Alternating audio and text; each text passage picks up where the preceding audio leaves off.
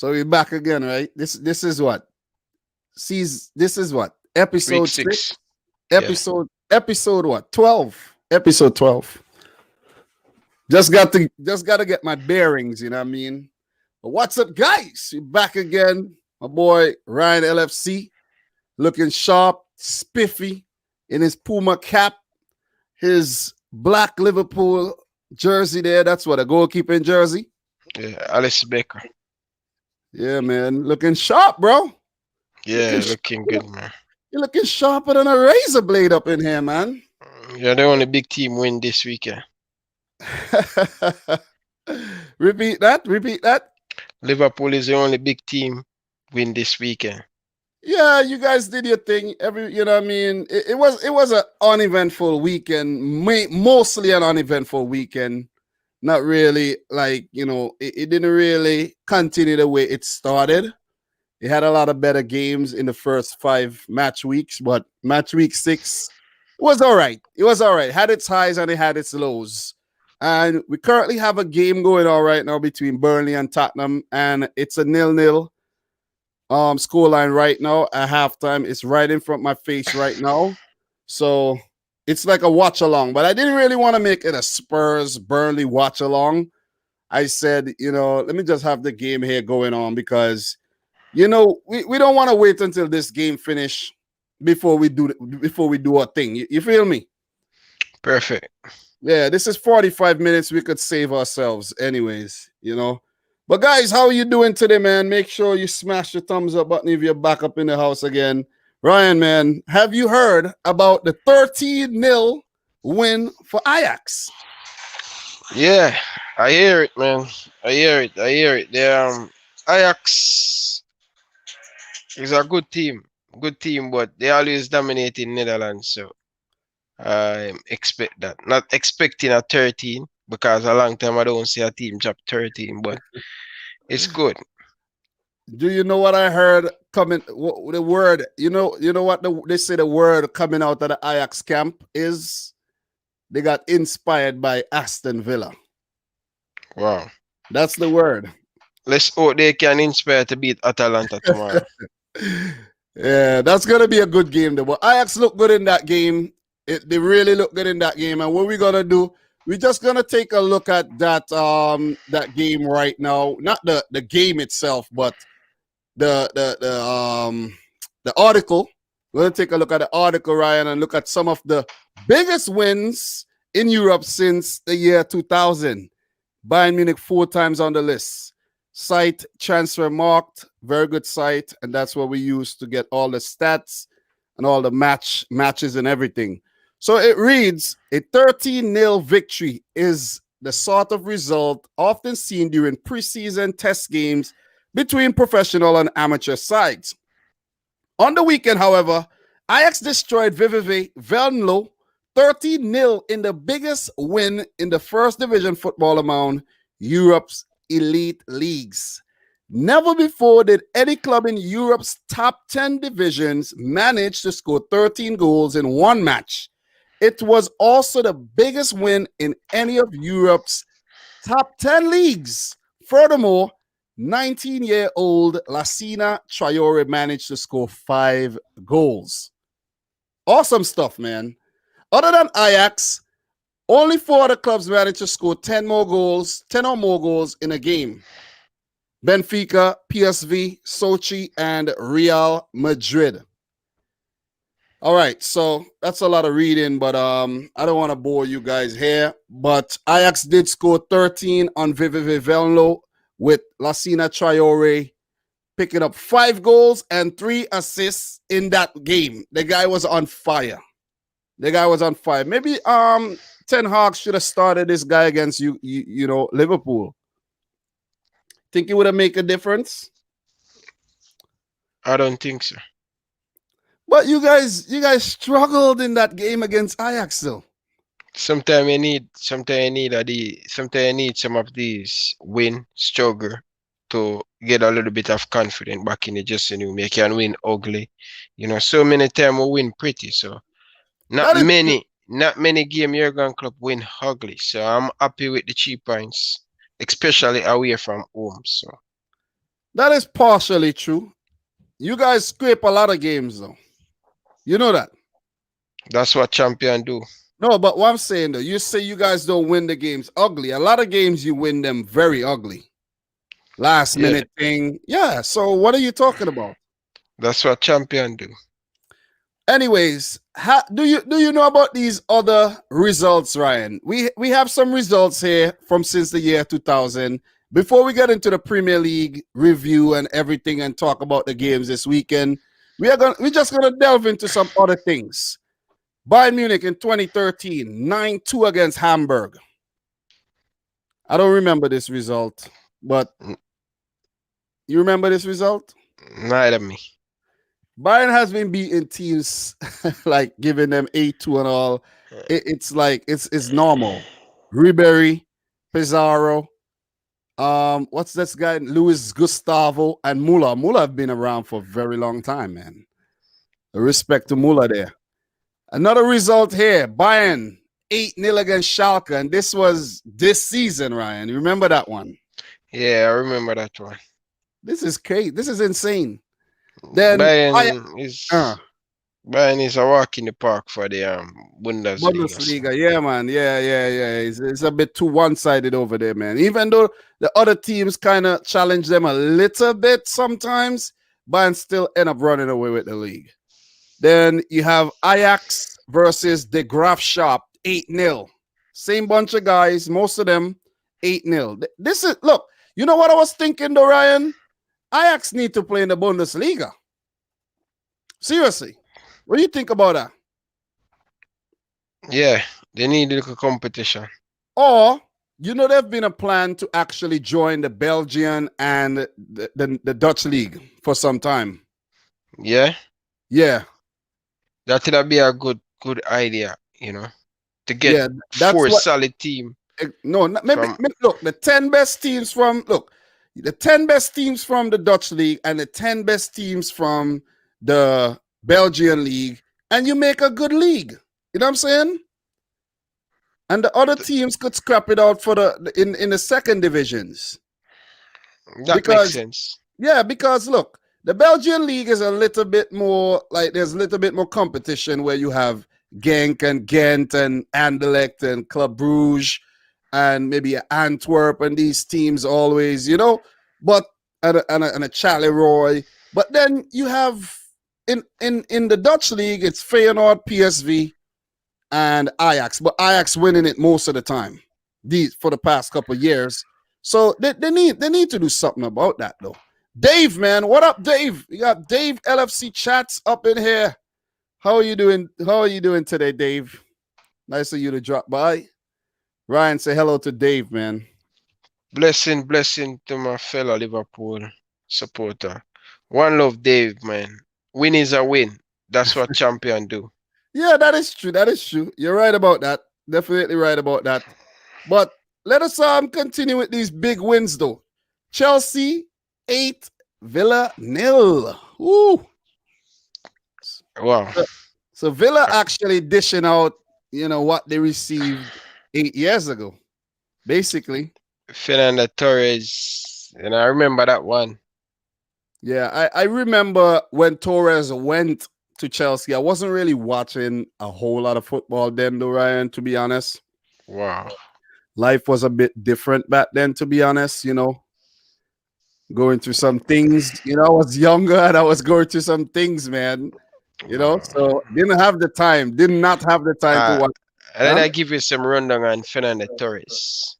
Well, I know. I'm aware of what's going on. I'm aware of what he did. I know, but the owner for Chelsea asked him, son, what do you want for a gift? Mm-hmm. And he said, Fernando Torres. You want Fernando Torres at Liverpool. And Abramovich went and buy Fernando Torres for his son as a gift to play for Chelsea Football Club. He bought him on his birthday. Oh, I never heard that story though, but I like this 2012 kit though. Yeah. That's nice. That's a look around on Fernando Torres. Yeah, that was a nice kit with the silver and blue there. That's a good look right there. Chelsea always have some good kit over the years. Maybe that one this season, right? You don't like that one this season. No, that one of the three. Yeah. That's why they be that's why they be having so many 3-3 draws. You realize? Yeah. Do you realize that's crazy, right? That is crazy. So yeah. Other big wins though. PSG 8. You got Dijon 0. You have Lille 8. Istres 0. That's from 2005. You have Westerlo 8. Mechelen 0. This Westerlo club, maybe it's not around anymore. Maybe it's in the lower leagues now. I think Mechelen is Mechelen sounds like a Belgian club. These clubs a lot of these clubs are not even prominent anymore. Barcelona 8, Osasuna 0. Just gonna run through these real quick. PSG versus Groningen 8-0, 2001. You got Barcelona 8, Deportivo La Coruña 0. That was in 2016. I'm gonna see if do you think Liverpool is on this list though? No. Liverpool don't beat teams that big. No, I mean. Oh. Of Liverpool course we is beat him. all right. We We'll beat see. him, but for a long time. For a long We'll time. see. We'll see. For a long time, we don't drop a high score, man. Barcelona 8, Cordoba 0. Barcelona is on here a lot. Anderlecht 8, Lokeren 0. You got Leipzig 8, Mainz 0. That was actually maybe last year. That recent.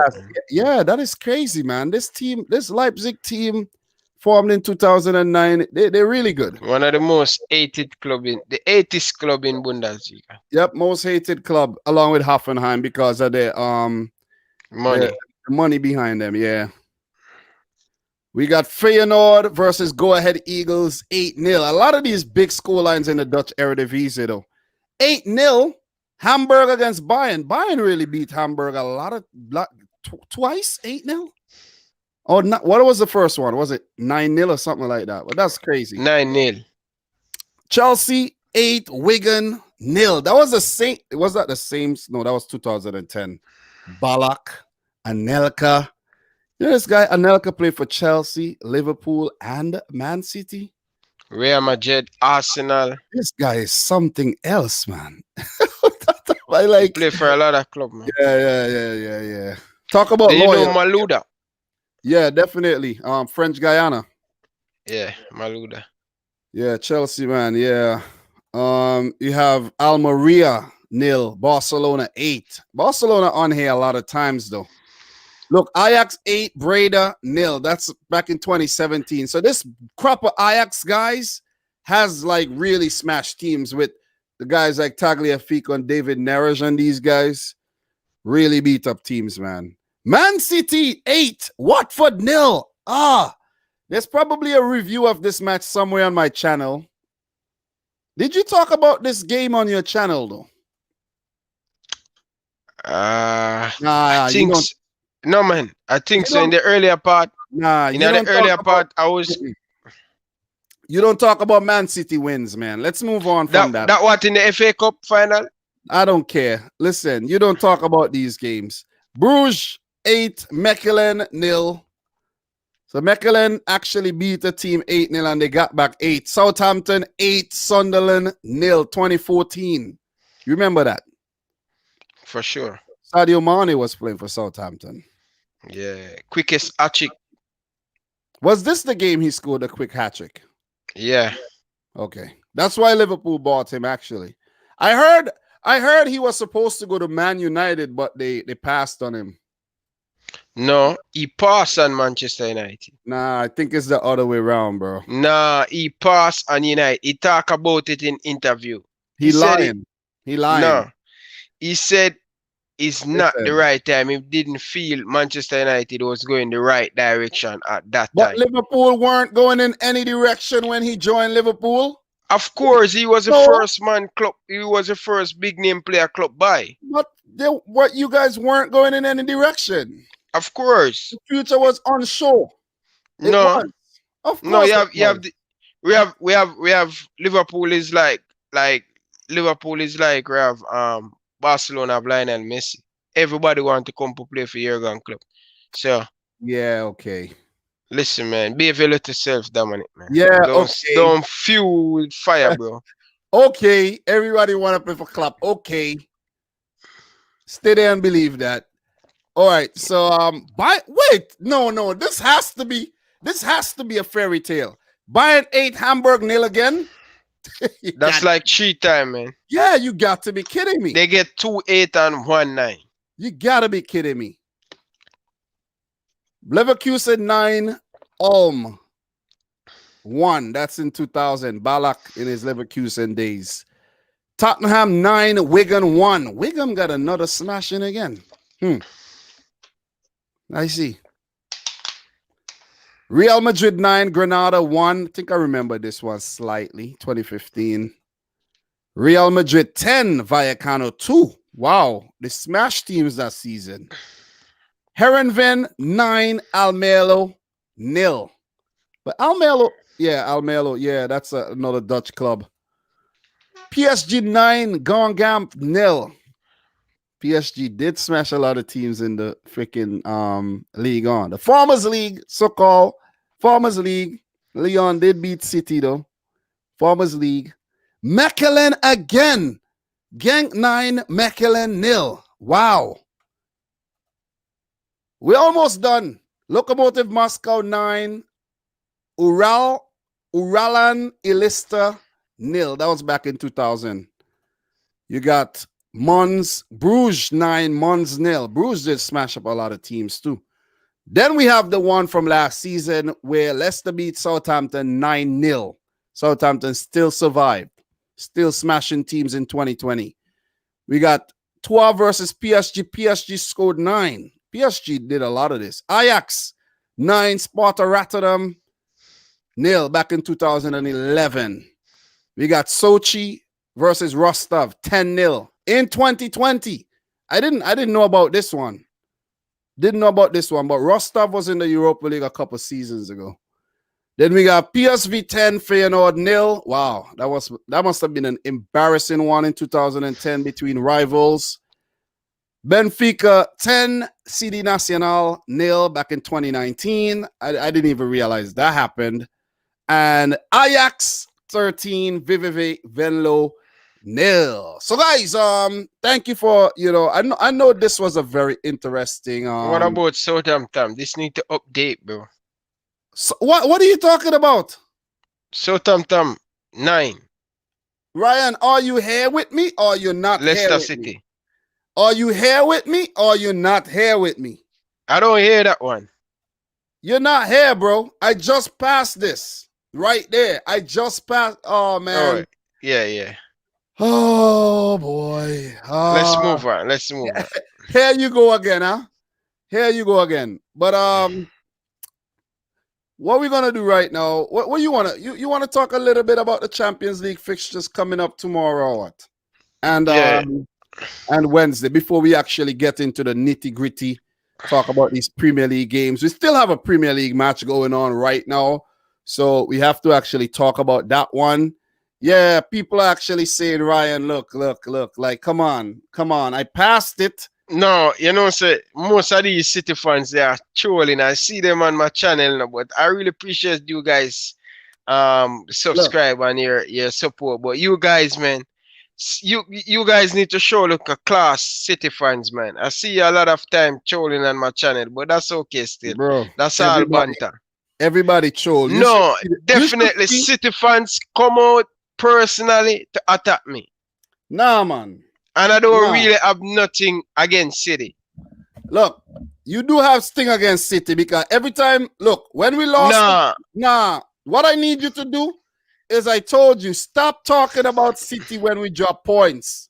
You did. Bro, I didn't talk about you guys this weekend because you guys don't hurt at all. Your guys was Ryan. You put the title.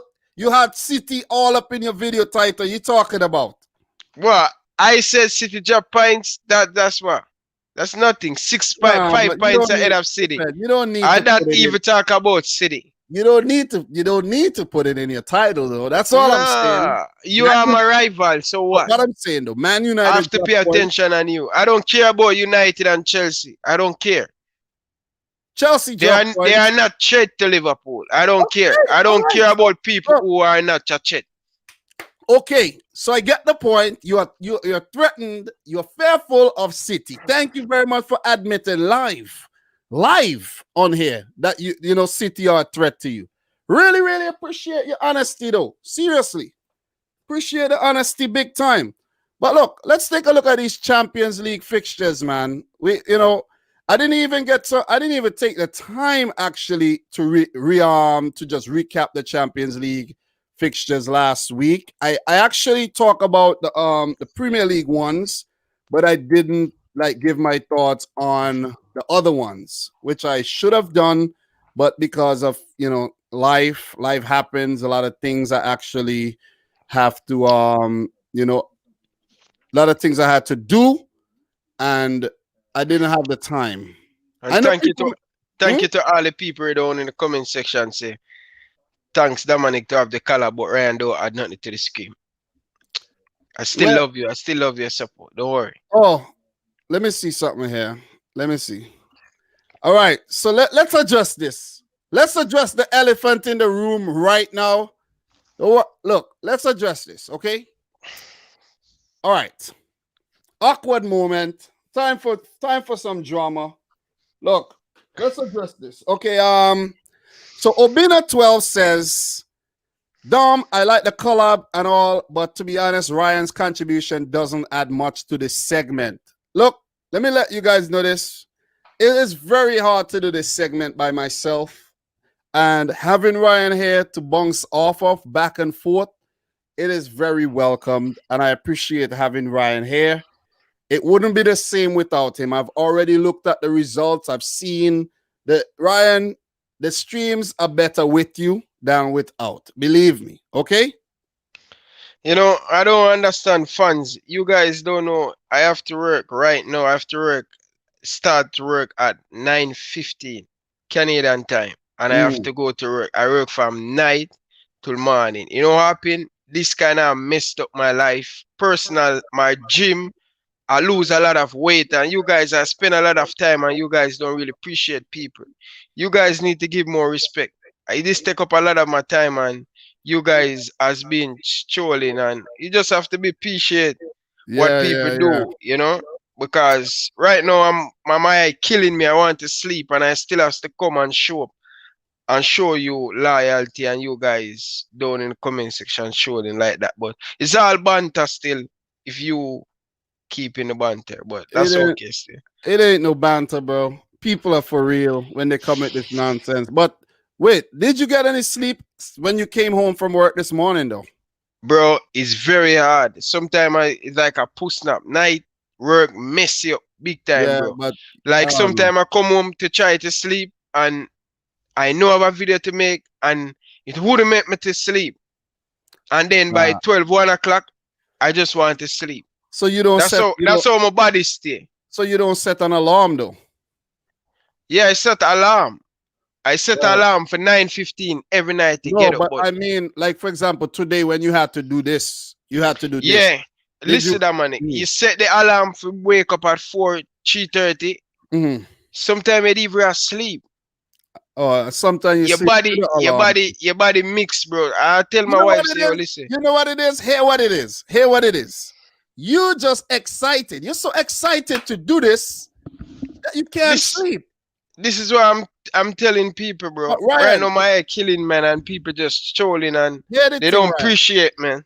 Hear the thing, Ryan. People will never appreciate. Most people will never come out and say they appreciate what we're doing, right? Because they don't understand what we have to go through to do this. All the people on the back of the screen, they get is to just open YouTube and a video is there. They don't have to do anything else. You see what I'm saying? But for us, we have to still, balance life. We have to go to work. You still have to pleasure your wife. You still have to take care of your kids. You got to pay bills. You got to shop. You got to do everything and still show up and make the video. You understand? But the thing is, I'm not complaining though. I chose to do this. Yeah, this we love this. That's something we love. And you know that man, I'm saying my wife struggled to go supermarket, bro. And some Mm, Thursday morning, I am here doing video, and when I look, she come in this big heavy bag. I feel guilty, bro.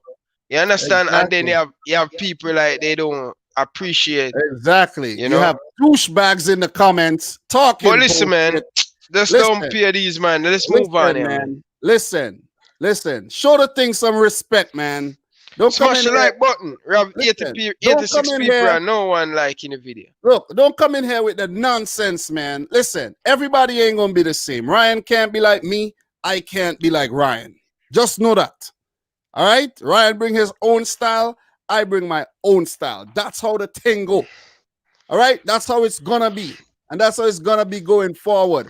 The thing is nice with Ryan. Trust me, it's a pleasure to have you here, bro. All right? So what we're gonna do right now, we're gonna move on. Let's talk about these Champions League things really quick. Tottenham still 0-0 against Burnley, and we're gonna just run through these things and show these people how we do it. Okay? And look, the thing is too, right? When people come and they criticize Ryan, I double dare them. Try it. You see what I'm saying? Let me see you do this. Let me see you do this without quitting. But look, we won't dwell on that. Let's run through the Champions League groups really fast. Let's talk about the matches that are played already, and let's talk about the matches coming up mañana. Okay, so look, we got Group A here, Ryan, where Bayern picked up 3 points last week after smashing Atletico Madrid 4-0. I still didn't get time, I'm telling you, Ryan, to look at this game or to even check the highlights. No time, because I had a whole lot of things to do since then and now. Today, as I was telling you, I'm just coming from the DMV to do the test, the CDL test that I told you. By the way, I passed a segment and I failed another segment. But the segment that I failed, I didn't know I had to do it, so I don't feel anyway. But that's the thing. You know, I came home, I had to get something to eat and come to do this so Ryan could go and get some sleep before work. So, Ryan, your thoughts on the Bayern Atletico thing? Were you expecting that 4-0 victory, though? Well, no, I didn't expect such a high score. I think it's going to be a more close game, but Bayern Munich going to win it. But where I realized Bayern Munich, he has to give them credit with Leroy Sané and a few players out with long-term injury, and they still smashing team. They are one of the favorite to win the Champions League this season. Bayern Munich looking good, and for me, it don't surprise me. I am going to see Bayern Munich win this group. So. Atletico Madrid, I was disappointed in them to concede so much, but let's hope they bounce back in match week 2. Look, man, I echo your thoughts and very disappointed in Atletico Madrid. They did get a few chances. I saw a few highlights. Suarez missed a couple chances. The highlights I saw when the games are going on, but I didn't get to go back and look, actually. But they were disappointing, man. Seriously. They were really, really bad. To lose 4-0 for an Atletico Madrid team, it's bad. No other way to put it. It was just horrible. Kingsley Coman with 2 goals, Tolisso and Goretzka with another. I saw the Goretzka goal. This guy don't play no games. You know what I'm saying? Ryan, this guy do not play any games, I'm telling you. He love big game, man. When he talk about big game. Listen, this guy, listen, I'm talking to you. Going forward, when you talk about holding midfielders, because that's where he plays, he plays more of a holding role. He's a box to box. Put some respect on Leon Goretzka's name, please. Thank you very much. I hear a lot of rumor. I hear a lot of Bayern Munich fans. This is a player that Thiago kind of feel a little bit threatened. He's going to take him place with Kimmich. I know the German influence. Germany like to keep German player at Bayern Munich and play in Bayern. So they said a lot of rumors. Thiago kind of feel a little bit threatened. He's going to lose his place because he injured couple time well, and then Kimmich play very well and Goretzka play very well in the midfield. So that's the rumor, the speculation I hear a lot of Bayern Munich fans said. Could be true. But what's up, Origin Z? And Dave LFC chat says it's definitely not easy doing what we do. And Adnan said Coman has improved. Definitely. Champions League winning goal. Of course. The man is doing his damn thing, though. So Bunasar made his debut in the Champions League for Bayern Munich. Douglas Costa on his return to Bayern off the bench as well. Javi Martinez was rumored to leave, didn't go, scored the winning goal in the Super Cup. Eric Maxim Choupo-Moting with another big move. And Alphonso Davies, who just picked up an injury. That might be a long-term injury. 68 week. Yeah, Gnabry was out with the coronavirus. He's back. Sane out again, suffered an injury at City. And he is out again. Lucas Torreira making his Champions League debut. That must be his Champions League debut. Because he didn't play Champions League at Sampdoria, and he showed damn didn't play Champions League at Arsenal. So those are just a few highlights. Suarez's Champions League debut for Atleti, and he got smashed. They got smashed, and it was a mauling. It was a mauling. It was ugly. The other game ended in a 2-2 draw between Lokomotiv Moscow and Salzburg. I didn't even get to look at these replays, but I'm not even going to get into these games. But this group is poised. It's going to be a scrap for second. Don't count out Salzburg after the way Atleti played, but do not write them off yet. Do not write them off yet. They play Salzburg tomorrow at the Calderon. That's the stadium name, right? Yeah, Wanda Metropolitano, not the Calderon. Wanda Metropolitano. Your predictions for that one? Atleti Salzburg, Ryan? 3-0. Who? Atleti Madrid. You're bugging out. They need to win. They need to win. They need to bounce back. They have to get something from this game. Look, we're gonna see another shock result tomorrow. I'ma say Salzburg pick up a draw in this one. They pick up a draw. So you're going for a win, I'm going for a draw. Bayern travels to Moscow. You say it's not easy to travel to Russia. How do you think Bayern are gonna do on the road? Well, Bayern, they are doing well. They are doing well in the Champions League. They are the champion. They're going to show a lot of championship performance this season, especially in the group stage. But I think Bayern are a little bit too strong for the Moscow team. I think they're going to put up a very good fight against this Bayern Munich team. But I think Bayern Munich going to too much for them. So I'm predicting Bayern to win 3-1. They're not putting up no fight. No fight.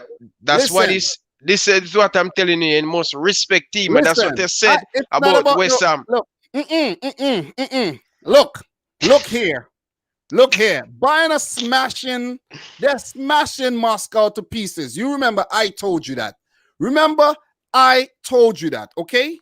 They're smashing them to pieces. That game is tomorrow. So I'm gonna be home. I don't even know which games I'm gonna watch, but I'll figure that out tomorrow. But let's move on to Group B real quick. Let's run through these groups here. Thank you very much for the 99 cents New Zealand Super Chat Origin Z. Really appreciate it, man. You're the real MVP. You're the real MVP Origin Z gaming. Big supporter of the channels, all my channels. Dom, you should collab. You should do a collab with me too. I know lots about football. Of course. I would love that, bro. I would love that. You're the mystery man, not me. You're the mystery man. So we could do that. We could definitely do that. But Ryan, shock result last week. Shakhtar 3, Real Madrid 2. Quick thoughts. Well, Shakhtar play good. It should have been more than 3 Real Madrid get last week in the Champions League. So I'm expecting Shakhtar to play very well at home against Inter Milan. But I think Inter Milan are really disappointed Inter Milan because I picked Inter Milan to top this group. But they play against Gladbach in the first one. But listen, man, I am going with a 2-2 draw. Another 2-2 draw for Shakhtar against Inter. Yeah. Well, Shakhtar will be at home, Ukraine, and it's going to be tough for Inter if they can't beat Gladbach at home. Gladbach is a good team, Dominic. I know that. I've watched the game with Gladbach recently, but I'm saying Inter has to do better. The kind of money they spent, Conte, the kind of players they have at the team, you got to do better than that, though. Seriously. It was a late goal from Lukaku that saved them as far as I could remember. Yeah. You know what I mean? Like, come on, 90th minute goal. Like, come on, man. Come on. After taking the lead, come on. Could do better than that. You could do better than that. Alexis Sanchez injured. Haha. I don't want to laugh at people, but Alexis Sanchez deserves everything that comes his way. Everything. I don't care. Everything, Ryan. Alexis Sanchez. Seriously. That's when you love someone and then your love just get bitter. Exactly. But listen, damn, this is just football, man. Player want to go to the better club. I don't care. I don't care. Okay? I don't care. But big up to Demo J up in the house right about now. But look, you're going to go for a draw for the Shakhtar Inter game. I'm going to say Shakhtar pull off another win. I'm going to go for the exciting result here and say Shakhtar pull off another win, okay? Well, and, if Shakhtar picked up a win, another win, they're closer to what? They need 3 more points to come out of this group. But it's still early though. It's still early. But if they get 9 points from their first 3 games, that automatically qualify them, depending on how Inter Milan and Real Madrid. No, this is an important game in the next group, right? In the same group. Gladbach versus Real Madrid. This is going to be an interesting game because Gladbach playing at home with Real Madrid poor away from home in the Champions League for the last 2 years. They have to be careful. They have to try to get something from this game. They cannot afford to lose this game. So if Gladbach win, Real Madrid in serious trouble, especially if Shakhtar don't get it, because you're going to look at it now and say Real Madrid and Inter Milan probably not going through. They probably drop to the Europa League. You never know. Real Madrid, I think Real Madrid, with coming off a win against Barcelona, a lot of confidence back in the Real Madrid team. Sergio Ramos is back in the team. A lot of experience leading the troops at the back. So Real Madrid coming off of this big defeat, win over Barcelona in El Clasico. They need to bounce back in this game quick, and they need to improve their away from home in the Champions League. So Real Madrid, I'm picking Real Madrid to win this one. I think I predicted, check out that on my channel, the Champions League prediction. So I think I don't remember, but I'll make sure. I think I predict Real Madrid to win 2-1 or 3-1. It's most likely 2-1. God, that's your favorite prediction, 2-1. Let us check. Let's go. Continue. You don't need to check right now, but well said. What you said, I agree with what you said, but I want to see some twist in this group, though. I wouldn't mind seeing Shakhtar and Gladbach going through, and both Inter and Real Madrid not making it through, and both Conte and Zidane get sacked. I wouldn't mind that, you know what I mean? We need a little drama, you know what I mean? In the football world is much better with the drama. You think so? Of course. It's much better with the drama. You don't want no boring, you know what I mean? Yeah, formality, yeah. No, we want some drama. We want some unexpected stuff. Like what we got last week. I love it. I absolutely loved it when Shakhtar was beating Real Madrid last week. I enjoyed it. You know what I mean? Because some new players got to show their skills, got to come to the limelight and all. Like a guy by the name of Tete who plays for Shakhtar. So it is what it is, man. Listen, for this game, I'm going for another draw. This one's going to be a draw. Gladbach to do the damn thing against Madrid. A draw. We're going to move on. Did you watch El Clasico, though? Yeah, I watched that game. That game, in my opinion, was actually very boring. And it didn't have any life to it, in my opinion. And the Ramos penalty, it's a disgrace. It's a disgrace, I'm telling you. How could you give a penalty for that? I know he held on to the man's shirt, but Ramos pulled the other way and went down. You see what I'm saying? Yeah. If he pulled him and he fell the direction where he was pulling him, then yeah. And I saw that. I saw that when it happened. I was watching the game. I think I was watching a United. I was watching another game at the same time. I can't remember. But, El Clasico has lost its sheen, to be honest. I think Real Madrid, Barcelona rebuilding, they're rebuilding. Yeah. And they have some good youngster too. Yeah, but the El Clasico was garbage, bro. Seriously. Yeah, it has been that for the last 4 years, man. Maybe since Ronaldo left, you could say. I'll be before that, man. And the And last plus, time I watched a good El Clasico, when I can remember, probably 6, 7 years ago. Trust me. yeah, it wasn't all that. Let's just agree. Group C, Ryan. City beat Porto 3-1. Olympiacos beat Marseille 1-0. Porto play Olympiacos and Marseille play City. Any thoughts on these games?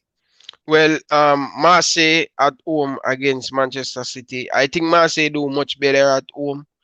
And it's been a long time Marseille in the Champions League, but I think Manchester City have the quality. You know, they have a lot of confidence. They smash.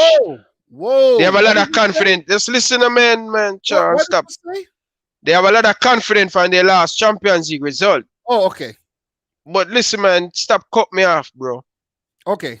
Be patient, bro. And when the time come, you talk. Okay. So Manchester City in their last Champions League game against Porto, I think they do okay. So I think they're going to win this one against Marseille. But it won't be easy. But I think Manchester City have a lot of quality to get the better of this Marseille team. What about the Olympiacos Porto game? Porto at home, I expect Porto to win, but do not count out Olympiacos, because for the last 18 months, Olympiacos has been doing well in the Europe. You know, they didn't get smashed by Bayern Munich. They played very well against Tottenham Spurs last season in the group stage, and they dropped down in the Europa League and they do well. So this Olympiacos team, they have a lot of experience in this competition. Porto not doing well in the Champions League for the last 3.5 years. So I'm expecting a close game, but I'm predicting Porto to win 2-1. They're at home. They need to bounce back to get a result. Bro, Porto ain't beating Olympiacos, man. Porto coming last in this group. Last. Dead last. And the game against City, the Marseille game, it's not going to be a pushover. I expect us to win, but Ryan, I won't be surprised if we lose or draw the game. I won't. Listen, this is how I approach games these days, seriously. And I don't even want to talk about this anymore. Let's move on. Liverpool 1, Ajax 0, 4 for Atalanta, 0 against Midtjylland. Liverpool play Midtjylland. You think you're going to smash them too? We should smash them. At least I'm expecting 3-0 or 4-0 because it's Midtjylland. Not a good team. Not a good team. In the first time in the Champions League, you have to give them a lot of respect. I think they made it. No, you're right. Their first time. They always in the Europa League. I was getting mixed up with them and Frank Varos. No, they always in the Europa League. They always been in the Europa League. So, you're right. You know, so but the biggest point in this group is not a lot of people been saying Liverpool not going to top this group, but Atalanta they go far in the Champions League last season, scoring a lot of goal. Not of them best start in Serie A, but is a good team. You cannot underestimate this Atalanta team, and they playing against Ajax. That's going to be a tough game, but I'm expecting Atalanta to win. I expect when Liverpool and Atalanta play next week, Wednesday, I'm expecting a tough battle for Liverpool. So this game at Anfield is a must-win, and we have to consider Liverpool do not have to put out their best team to beat this team at home. I think us can rotate because we have an important game. Every game is important, and I know Jurgen Klopp take it one game at a time, but we have a big game on the weekend against West Ham. In their last 5 games, they are doing well, and they play against some very good team. The Wolf, the Leicester City, the Manchester City, the Tottenham, the Arsenal, and they get good results. Ryan.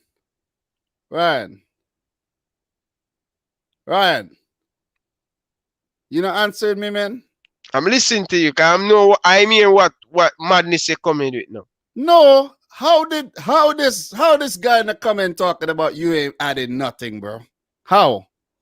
I don't know. And you bring in the fire, bro. You're like Lucifer. You're like Lucifer. You bring in the heat. No, it make me want to go more harder, man. Listen, you bring in the heat. And you make me want to bring more harder. He talking about listen, he talking about you ain't bringing nothing, man. Listen, you hotter than Lucifer himself right now. Listen, man, look, Liverpool should win this game against Midtjylland.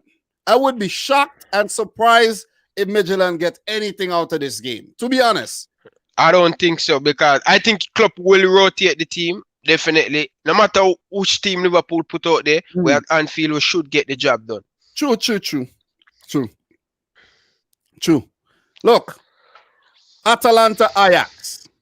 This is a good game. Let me say something, right? Let me say something. Two very exciting teams. I know Ajax sold a lot of their players, but when I watched that 13-0 game,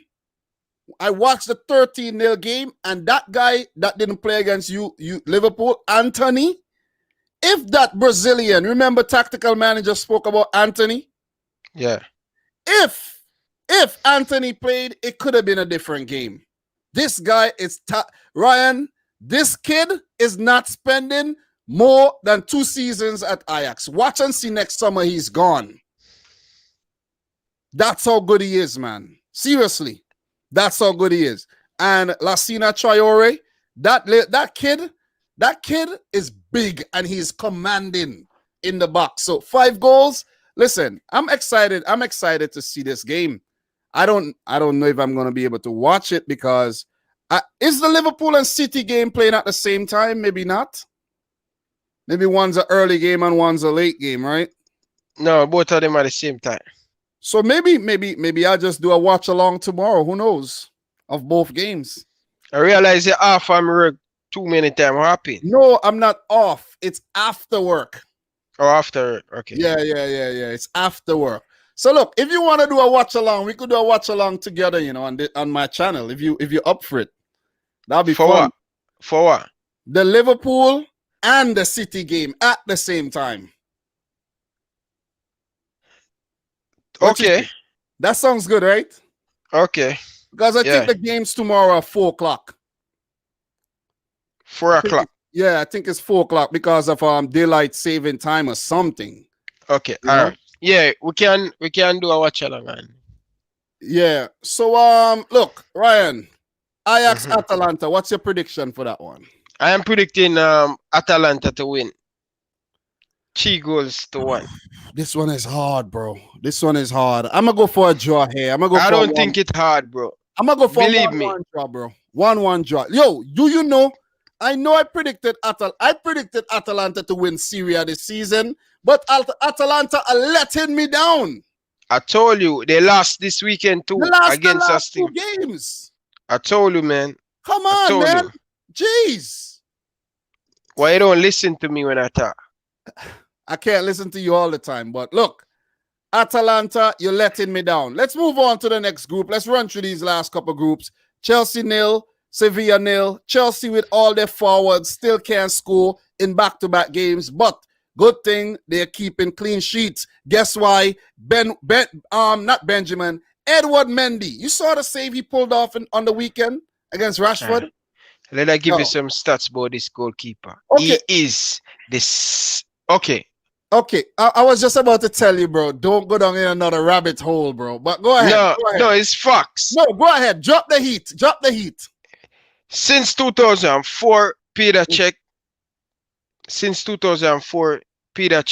Mendy is the second Chelsea goalkeeper to make back-to-back clean sheet in him Chelsea career. So that's a great start for the Senegalese goalkeeper.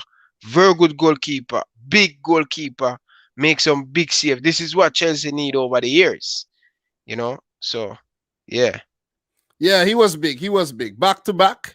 He needed that. Chelsea needed that because with Kepa in goal, man, look, if Kepa was in goal against United, Ryan, what would have been the result? 2-0 United. United would have won the game. Of course they would have won the game. For true. That game was boring, man. Yeah, man. Listen, I was sleeping through that game, to be honest. This is what I'm telling you, man. I'm not wasting my breath on Chelsea and Man U and these teams. Look, I don't have time to that. You know what happened, Ryan? Listen, let me address this right now. You see what we're doing right now? I leave no stone unturned. Tottenham just scored, bro. Tottenham just scored. Heung-min Son, world class, bro. World class. World class. World class. Guys, smash the like button, guys. Come on. Well, We have 100 odd people, 113 people. World We have class. 60 lives. Come on. Okay. This is Ryan, look here. Your boy Obina12 just dropped a $20 super chat. My boy who? Your boy Obina12. Hear this. Wow. Okay, hear this. Let's address Obina again. Thank you very much, Obina, for the big fat super chat. Appreciate it. Appreciate all the support and the super chats we get here. Dom, appreciate you defending your boy, but Ryan, you need to up your football chops just a little bit. Dom should never correct you on Liverpool knowledge, though he's secretly a Reds fan. Don't at me, Dom. You do great on your channel. Okay. All right. Yeah. Wow. Okay. It's getting hot. Let's address this. All right. Appreciate the 19 bucks. Really do. All right. Ryan, Obina, let me tell you this about Ryan, right? Ryan has came a long way from since a year when I first met Ryan. You understand? He has came a long way. Long way. I'm so proud of Ryan, man. You know what I mean? So Ryan still has things to work on, which is true. And nobody is perfect. I'm not perfect. Ryan ain't perfect. Ryan might remember some things I don't remember or know some things I don't know. And I'm not even defending him. You could ask him right here. When he's messing up, I tell him. I say, listen, bro, you have to up your game, man. It's not acceptable. You could, Ryan, am I wrong? That's true, man. I tell you, I keep drilling it in. I keep drilling it in your head so that you know. So I'm not really defending him. It's just that Ryan is a good friend of mine. You know what I'm saying? We've been talking for like over a year now, almost every day about football and YouTube. So I have to defend him because it's kind of unfair to criticize. You see what I'm saying? Because the position we're in, sometimes some criticism could get to you and it could mess with you a little if you're not mentally tough to deal with it. But we are mentally tough and we are ready. We're ready to go hard. You feel me? Ryan, you ready to bring more heat? Listen, man, thank you very much, my brother, for your speech, for your honest opinion. I know I have a lot of stuff to work on. I am not perfect. I know, up to last night, I'm voice noting someone after 4. I was doing my intro and I'm saying to him, he say, you making a video? I'm saying, no, I am just practicing and I just want to have it on record. I just want to get my first part in the video. Oh, I saw and him say, oh man, you spend a lot of time. And I'm saying, yeah, I'm at work right now. So sometime you're going to see some message coming in late because I'm on practice. I know I have a lot of things to work on. So my brother, I appreciate it honestly. I don't have no problem with that. One love to you. I still love you. I still respect your opinion. Well said, Ryan. Well said. So Demo is saying Timo Werner looks like the German Shane Long right now. Why? It's because what? He not scoring? Is that what it is? I don't know. But he did score. He did score too. But okay. Listen, Demo, just relax off of my brother. We have a question here. How did you meet Ryan? All right. Ryan, should I tell them a story how we met? Yeah, say. Okay, Ryan will tell you that you guys a story. I met Dominic. I remember Dominic. I come across Dominic video a couple times when him stand up outside of him door when Liverpool smash Manchester City 2018 in the Champions League. And from there I recover Dominic channel. I start to follow him. But when I just start a YouTube channel, I was reaching out to a couple Jamaican, to get a look at idea and them stuff there, and they didn't answer. And my first email, I think my wife, I was in the bathroom and I said, babes, I want you to text someone for me. And she go in the email, I go in Dominic Dictionary, see him email, and my wife directly text Dominic through an email and Dominic answer. So from there it start. I think I'm from 2018. I'm All from right. early It was 20, in 2019. 2019. But the 2019. thing is, when I first saw your email, I was like, who the hell is this guy trying to, get me to help him with YouTube and all? I'm like, man, listen, bro, go and do what I did and go and look on YouTube and find help videos. I ain't got no time for this. You know what I'm saying? And then you message me again. And I'm like, you know what? Let me check out the channel and see what it's all about. So I check out the channel and I'm like, yo, this guy really needs some help, man. Let me help him. You know what I'm Viewers saying? and subscriber. Viewers and Yep. subscriber. Yep. So Ryan came a long way, man. Trust me when I tell you guys that. Trust me. So it's just a journey, man. It's a marathon, and you're only gonna get better as time goes on. Remember the date today, October 26th. I tell you that. Remember, next year, you're gonna see how Ryan elevate the game. Don't wait. You just wait. And you'll see what I'm telling you. You'll see what I'm talking about. Okay, but let's continue this thing though. Let's continue. Chelsea nil, Sevilla nil. We were talking about that. Good result for Chelsea. Good result for Sevilla on the road though. And Stade Rennais actually got a 1-1 draw at home to Krasnodar. So the group is well poised, 1 point apiece. And what do you think about the next fixtures? Abramovich's team goes back to Russia, basically, and Sevilla hosts the new boy Stade Rennais. Quick predictions. I'm predicting Seville to win, and I'm predicting Chelsea to win. It's gonna be. Look, don't take your eye off this Stade Rennais team, bro. You know about Camavinga, right? No, I don't know much about the team Chelsea play. No, I'm talking about Stade Rennais, Rennes, the French team. Oh, Rennes, yeah. You know about the Few kid big Camavinga? Camavinga. Few big player from them. No, I don't know. Bro, you don't know Camavinga? No, I don't know that You player. don't know Yeah, you know this guy, bro. You have to see this guy. You know this. Look, you see this guy right here already.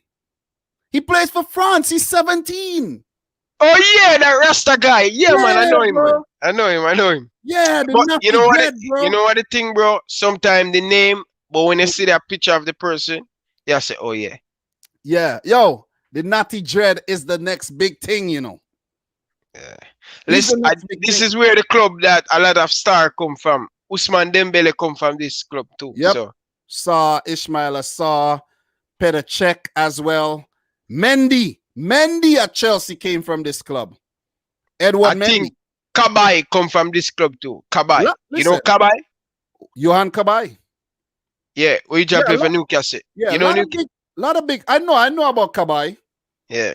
A lot of big players, man. So it's 84 minutes. Spurs 1, Burnley 0. I didn't expect a different result. So you think Sevilla win, Chelsea win, right? You think Chelsea gonna win on the road? Yeah, they should. They has to win. It's a must, right? It's a must. I think Chelsea going to do a little bit more better in Europe because of the player they have. I think they're going to do a little bit much more better in Europe. But what about the league, though? The league, I still think Frank Lampard need to sort out a lot more stuff. I think Chelsea, on a whole, they have so much play and a lot of different formations. So Frank Lampard have to stick to one formation we're going to suit this Chelsea team, man. Or him going to get the best out of the young player them.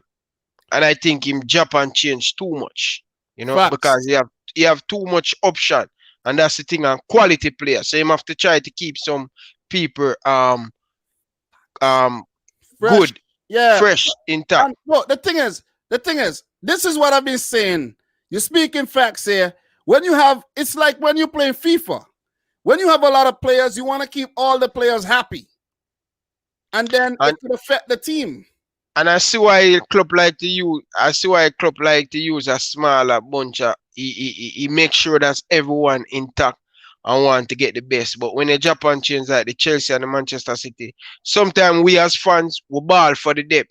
But when the depth is there, we make problem. Just like Manchester United, they sign a young player from Ajax and he not getting no game. He not getting any game and him crying, and then I hear a big man come on TV, Patrick Evra, why United sign him. And these guys keep on cheering themselves. United need that. What if Yeah. Bruno Fernandes get injured, who you're going to have? You're going to depend on friggin' Fred. Yeah. But the thing is, Ryan, It's here's a the long thing. season. You got player when need time, and this is the thing I don't like with Solskjaer. From Bruno Fernandes come, you don't rest him. Yeah. But You here's want the to thing, burn him right? out. Here's the thing. Unite, what you talking about is the depth thing. Players need to humble themselves and see the bigger picture for the team. You're not going to play every game, right? So when you have Matic, Fred, McTominay, Pogba, Bruno Fernandes, Mata, Van de Beek, that's 7 midfielders I just named off right there, you know, and there's more. How are you going to play everybody and make everybody happy? Look, the last couple games they played one Mata. What happened? They got good results. But Mata wasn't crying and bitching and moaning about not getting game time. Why? Because one Mata is getting paid regardless if he plays or don't play. And he has the maturity to just sit back and say, okay, whenever the manager need me, it's like at work, Ryan. I don't care if I do no work or do work. Once I'm there and you know I'm there and I do what you assign me to do, I'm good. I'm not doing anything extra. You feel me? I'm getting paid I'm doing what I get paid for. You see what I mean? So it's just a point to say that once I'm getting paid, I'm good. And I'm I don't think so. I don't feel that way. No, what I'm saying though, once I'm getting paid, I'm good, and I do what is necessary to keep my job. If you want to go over the top, go over the top. Because at the end of the day, they're loyal. They're not loyal to you. They're not loyal to you because even in football, players could kill them, play their hearts out for the club this month, and next month when they're not doing well, what happens? They become the biggest villain. That's true. You know what I mean? So look, players like Van de Beek just got to chill out. I know people want to see him play, but he has to get used to the Premier League and the environment and everything, and his time will come. His time will come. Just be patient and just wait. And stop telling your agent to go on social media. Hey, that's not a good look, man. You just come to the club anytime to settle in. Just relax, man. Simple. Just relax. And then these ex-man, this is a problem, That's why I love when it's not a lot of Liverpool big man on the TV past player. Because you see this United thing, this is one of the things where kind of hold them back. If the owner really want to sack Solskjaer, just because Patrick Evra, Gary Neville, all of them play with Odegaard and Solskjaer, I realize the difference when Solskjaer take over as manager. The United, all player, ex-player them, they don't want to bash Solskjaer too much because they play with him. But if it was Jose Mourinho, they all lean on him. They go for him. They do such thing. He's not the right man for the job, but they're not doing it through the usual play with Solskjaer. You understand? So this is one of the things where I get down United, man. Okay. Obina is saying Mata isn't getting paid to sit on the bench. Players are thinking about their next contract, hence they require playing time. But I'm pretty sure Mata is on a decent contract at United. I don't know the numbers, but a player of his stature and quality. He's getting a lot of money, man. And his CV from when he was at Chelsea and his days for Spain, he is getting paid well. And what people don't realize, if a player isn't playing, it doesn't mean that they're not doing anything, We only saying that. What about training? They are helping out in training. It's like the fourth goalkeeper, the fourth and the third choice goalkeeper. They never play. But during training, who you think are there in goal? Who you think are there in the drills and everything? It's them. You see what I'm saying? So it's fine. It's fine. You do not have to play. Everybody has to basically play their role. And if your role is to sit on the bench and get called upon when you're needed, that's your role. Play your role. You see what I'm saying? Because a lot of times players try to fight up, right? They fight up. They want game time. Oh, yeah, I want to play. I want to play. And when you start them, what did they do? What did they do, Ryan? Nothing. Like I always say this. When Adama Traore play for Wolves and they start him, he doesn't do much. But when you bring him off the bench around 65 minutes, when everybody else is tired, Wolves end up and win their games in the second half of games. And this happened when they play guys like Traore off the bench. Traore, play a role. Play a role. I have a feeling Traore might try to go to a bigger club and end up on flop. You know what I'm saying? It's like what a lot of players do. You want to go to a bigger club like Luka Jovic and flop because you ain't ready yet. You're not playing your role. Play your role. Stay with the little club and relax yourself. But what? You want to go? You want to go play with Real Madrid for big money and play against Shakhtar and get 3 at halftime? Be my guest. Simple as that. Be my guest. Just play a role, man. Just play a role and be happy with it. I'm playing my role. I'm here talking about these games with you guys. No pressure, no rush. Ryan's playing his role. You know what I mean? That's all we could do. But Ryan, Group F, man, Lazio 3, Dortmund 1. How shocked are you with that result? I'm not too shocked because I picked Lazio to win, but the score margin 3-1, that kind of a little bit shocked me. I'm expecting a more close game, like a 2-1 or so. But Lazio is a good team. Lazio is a good team, especially them playing Italy. Let us see how they play against the Belgium champion because they win away from home. You know, that's another surprise win. They were at home. They were at home. Lazio was at home. No, man, I'm talking about Bruges, the Belgium. Okay. Club Brugge. Club Brugge, they win. They win. They won in Russia. They won in Russia away from home. So I didn't expect that. I expect Zenit Petersburg to beat Club Brugge. I expect that, but Borussia Dortmund with the young squad, they have quality young player. I think easily they should aim for Champions League quarterfinal, semi-final every year. But you know that, man, they let in a lot of goal. Not happening, They're not too consistent. They're not too consistent. They let in a lot of goal. But they're playing against Zenit Petersburg. They have to win. So I'm predicting them to win 3-1. All right. I have some news for you, bro. You ready? Go ahead for it. They just took off Son, bro. World class. Tottenham still 1-0. 1 minute to go. How you feel about that? Good victory for Tottenham if they can hold on. You still think Son ain't world class? As I said, I need him to prove himself more this season, and him look like him going. How much more you want him to prove himself, bro? 20 plus score. Yeah, look, the rate he's going right now, he gonna get 25. Yeah, that's good. That's good for him country too, you know, so. Yep. But look, Lazio, I think they kind of surprised me with that one. 13 years away from the Champions League. And Dortmund, they were tame, man. I think Dortmund, they play too many. Look, I'm a fan of playing the just hold on, look a bit. Song, he always a hype up song, and I don't think him better than Ji-sung Park.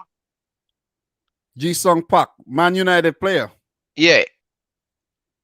Who was that? The one with the short hair, right? Yeah, I don't remember him hairstyle. That was the one with the short. No, him wear long hair, man. No, the one with the long hair was the one with the long hair was what was his name again, man? Guys, one of you guys tell me the name. It wasn't him. No, Park was he wear long hair, man. He was the one with the short hair, bro. No, I don't think so. No, bro. The other one that lit up 2002 World Cup is the one you're talking about. No, Ji-sung Park will play for Man United for like 6-7 years. There were two of them, I think, play for United, if I'm not wrong, if I'm not mistaken. Wasn't it? I know one. I don't know. I don't one. The only him is the only one play for United. I don't only which country him from? No, he's from Japan. Yeah. Man. Nah, if it's Park, it's from South Korea. If it's Park, it's from South Korea, though. But I'm not talking about no South Korea. I'm talking about the Japanese player, man. Tagawa, bro. Tagawa? Yeah. He played for United. He's a Japanese. No. Tagawa no play for United, bro. Bro, you see? You were on a hot streak, you know. Tagawa. Listen. Jason Park Stop. play for United. You see, you were on a hot streak and you're messing up. You're giving Obina fire right now. You see? I'm not remember. Listen, I know there were two of them. I can't remember their names, man. I know play for United. Oh, listen, anyway, just let's get away. I remember his name right now. I know his name. One of them name was Ang. Something about Ang. What was that guy's name though? Listen, man. Since you brought it up, I need to know this though. I know this, but it's not coming to my head right about now. 2002 World Cup, bro. 2002 World Cup. What was that guy's name? I'm talking about Jason Park, bro. I know that player you're talking about, though. But him, so you tell me say song better than him? Of course. Son is the best. Dominic, them time they now watch football, Dominic. You now watch football. Of course I was watching football, bro. I was watching the World Cup, bro. No, me talk about club football. Me not talk about 6-month tournament. Cup, bro. That doesn't matter. I was watching the creme la creme. I'm talking about Premier League where I'm seeing Jason Park week in, week out. Listen, Champions League. Bro, how old were you in freaking 2002? How old? And you want to give my talks? I'm not. Let's move on because we don't have enough time. Let's move on. Listen, his name was Ang Zhonghuan. Ang Hongjan. He did not play for United though. I've told you. This is why I'm told you. He was the star of the 2002. I'm not talking about the star. I'm talking about. Yeah. It wasn't him. I know what you're talking about. It was Ji Sung Park. Yeah. That guy run for the whole minute. Park Ji Sung. United. He made 134 appearances for United. He was a midfielder. Yeah. I got mixed up. I thought that guy went to United too. He was very good in 2002. One Japanese player I know play for United and a Jason Park. No, Kagawa too, bro. Shinji Kagawa. Play for who? Sir Alex Ferguson. Kagawa. Bro, I don't remember that. Went to Dortmund. He went to Dortmund after. Come on, bro. You see? Bro. So Jason Park, Kagawa. I don't remember that. I don't remember that one day. I'll be honest with you. There's a few Japanese players who won the Premier League, and those two, including Minamino, all the Japanese players. Come on, man. Come on, Ryan. You should know this one. How you don't remember Kagawa, bro? He's still playing too. Some people in the comments say Kagawa usually play for United. Of course. But anyways, let's just wrap this thing up really fast though. But let's just wrap up the Champions League thing and talk about these Premier League games because they're currently interviewing Son, the world-class Asian player right now after the 1-0 win against Burnley. Ryan, just admit it, man. Could you just admit it? He's a good player, excellent player. I'll be honest, he's an excellent player. But I don't get you though, because I could understand if he was playing for Liverpool, you would have said he's world class. If he was doing the same things he's doing at Tottenham at Liverpool, you would have said he was world class. I don't get this. Okay, I'll be honest with you. I'll be honest. I always want this to be a conversation. I'm admitted here. I think him is a world class player. Oh, you're giving too easy, man. How you giving in so easily, bro? How you giving in so easily? Come on, man. You can't give in so easily. He's a good player. You can't give in so easily. Come on, bro. Good player, man. And I love to, he's the only Tottenham player where I say yes. And I really want him at Liverpool. Bro, you're giving too easy. No, seriously. So I always like him a long time. You wouldn't want Harry Kane? I'm telling you right now, I would have taken Son over Harry Kane. Nah, bro. Because Son can play anywhere in the front sheet.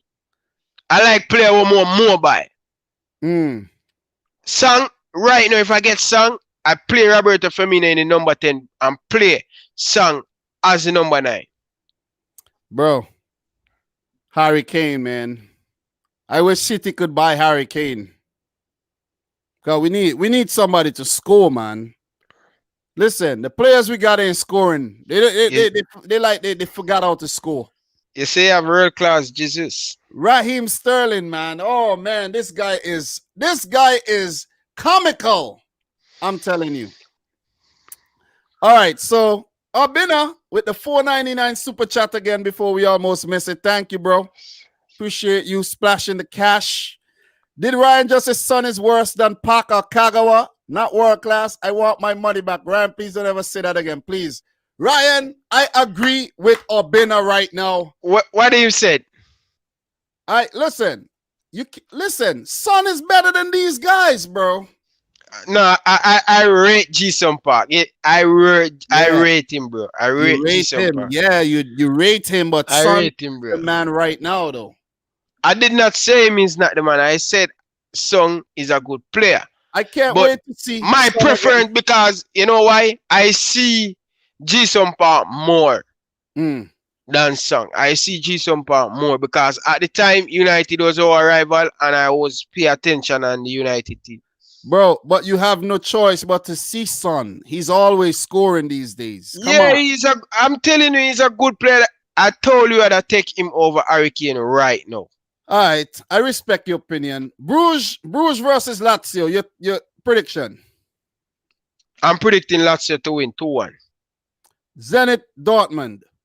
Dortmund to win. All right, I'm gonna go for a Lazio win over Bruges on the road, and I'm gonna go for Zenit to draw against Dortmund. Sorry, Dortmund. I predicted you to win the group, but disappointed me again. So Kiev lost to Juventus 2-0. And courtesy of 2 Morata goals. You see Morata doing his thing. Flopped at Chelsea, but doing his thing. You could say he almost flopped. He probably flopped at Atleti too. That's why he went to Juventus. But anyway. Second time around at Juventus now, and him always do well. He should have stayed there. That's the thing. Yeah, he should have go back to Real Madrid, man. Yep. Barcelona 5, Ferencváros 1. Let's just look. These were results that we expected. No surprises here. But on Wednesday, we have Juventus versus Barcelona. Big game. Massive game. Can you see Cristiano Ronaldo play recover after COVID? Of course, because I don't get this COVID thing because players are getting COVID left, right, and center. No symptoms and coming back to play football like it never happened.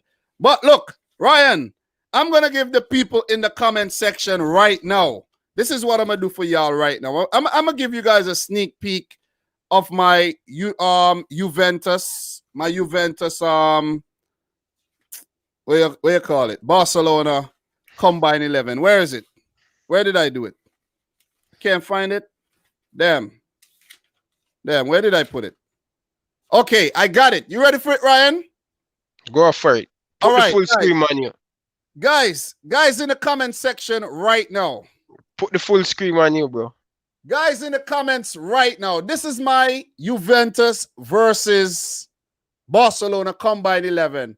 I won't make it too long, but I'm just going to give you my Combine 11 really quick. I should make a separate video, but I'm going to give you a sneak peek right now for those of you guys who are in here.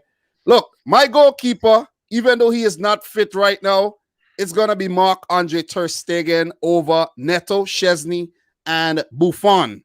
Then in defense, guys, I have no choice but to put in the Italian partnership of Chiellini and Bonucci ahead of all the rest, guys. PK, not the same. Demiral, Delict, Langley, Umtiti, all of them. It's going to be Chiellini and Bonucci at the back, guys. Do not debate this. Please do not debate. Left back, Alexandro Frepo or Jody Alba. I'm going in with Jody Alba here. Alexandro is he's good, but he hasn't really make me say wow. But Jody Alba still very good. Right back, Sergio Roberto, Serginho Dest. You got Danilo, former City man. Juan Cuadrado, who could play anywhere you want him to play. I'm going to put in Juan Cuadrado at right back because the others, I think, just does not really cut it for me. Not For real? putting the young American have a very good game in El Clasico. Don't interrupt me next I time. think you have to restate that. Bro, Sergio Dest just came and you telling me he's better. Quadrado, you saw Quadrado not doing nothing for the last year or so, bro. Who you think crossed the ball in for Morata to sink that header in the game there? I don't care. He's not doing well. Bro, Quadrado. Okay? Quadrado, you're talking about the Colombia. You're talking about the past, bro. Yeah. Talk about the present. That young American, he is doing well. Ryan, I know that. Look. You want to argue with me? Put some respect on the American. I am putting some respect on the American. Sergio Dest is a highly talented player, but Quadrado, even at 35 years old or at 34, he's better than Dest. Come on, bro. This man runs for days still. No one saying he did not bet. I'm telling you, talk who on farm right now for the last 18 months. Quadrado did well in the game against the game day against who Real Madrid. Anyway, continue. Also, Juventus beat. Stop freaking interrupting me, please. Look, in the midfield there, we have Sergio Busquets, Khedira, who is being phased out of Juventus, Weston McKennie, Arthur, Melo, Frankie de Jong, and a few other players could play there. But I'm going to go in with a young Dutchman, Frankie de Jong, to play my holding midfielder position because he's very mobile, and I think he's the future. So Busquets, sorry, bro, but you ain't cutting it anymore to me. Still a very good player, but I just prefer the young right about now. You know what I'm saying? Further ahead to play the attacking midfield roles, I have these players: Adrian Rabiot, Aaron Ramsey. We got Rodrigo Bentancur, Paulo Dybala, Miralem Pjanic, and the former Liverpool man, Philippe Coutinho. So my picks for the midfield, I'm going to go with Dybala and Coutinho to play midfield, though. What do you think about that? Year one, bro. Not you mine. You like that? Are you gonna debate that though? Can't debate. Only one I can debate. Okay. So my right winger is gonna be Lionel Messi, and he's gonna be above Dembele, Trincao, Chiesa, who could also play on the left, Bernardeschi, and the new man, the talented player, Kulusevski. This player is lighting up the Serie A. Kulusevski, very talented player from Norway, Sweden, Norway, not Norway, Sweden. Kulusevski, Dejan Kulusevski, weird name for a Swedish player though. Striker, I'm gonna go with Cristiano Ronaldo ahead of Morata, Griezmann, and Braithwaite. And my left winger is gonna be no other than the prodigy himself, Ansu Fati. I'm just gonna give Ansu Fati some respect, put him in this team because of what he has been doing, and that's my combined 11. On the bench, I'm gonna put Buffon on the bench simply because you gotta respect Buffon, Gerard Piqué, Sergio Busquets, Antoine Griezmann, Ousmane Dembele, Miralem Pjanic, and Alexandro. That's my Juventus Barcelona combined 11. Guys, let me know if you enjoy that. Ryan, what are your thoughts? Was it good? It's not a bad one, man. Not a bad one, right? Yeah. All right, sounds good. I'm expecting you could put PK in the team, but that's okay. PK over Bonucci and Chiellini? Hell no. Can't do that, bro. You watch PK lately? You watch Bonucci lately? Of course. What you mean? I watch a lot of football, more than you actually think. You watch a lot of Premier League, but I watch a lot of other football too, bro. Look, when I told you I watched the Ajax 13-0 game, you didn't watch that game, but I watched it. Anyway, let's move on, bro. All right, let's move on. So, Juventus Barcelona, what's your prediction? I'm predicting Juve to win at home. I'm going to predict a draw. I'm going to be boring and say they cancel each other out. Messi versus Ronaldo. It's going to be a 1-1 draw here. 1-1 draw. The Hungarian team versus the Ukrainian team. Kiev versus Ferencváros. Kiev to win. Yeah, I'm going to go for Kiev here, but I won't count out a surprise result, though. Matter of fact, I won't even count out a surprise result, Juve versus Barcelona, like a big 7-0 or something. Bro, listen, these days, when it comes to Barcelona, anything is possible. Anything is possible. All right, last group before we just run through these Premier League fixtures really fast. PSG, United, they lost. PSG lost to United, and Başakşehir. Damn, the thing got stuck there. Whoa. Başakşehir, Leipzig won 2-0. Quick thoughts, Ryan. That going to be an interesting game with United and Leipzig, man. But I'm picking Leipzig to win. You are? Yeah, because I don't think United can. They're at home. Mm-hmm. But I think they play much better football when they're away from home, play against a bigger team. So when they return leg play against United and Leipzig, I think United can win that one, have a greater chance to win that one because they play counter-attacking football. They play much better, a better unit when they're away from home against a bigger team. So now is the time they can have to break down Leipzig. Let us see what they're going to do, but I am predicting Leipzig to win. All right, I must say it's gonna be a good game. It's really hard. Look, United, they're very hard to predict, though. They're a team that's very hard to predict. You know, sometimes they bring the A game, other times, you know, they don't play that well.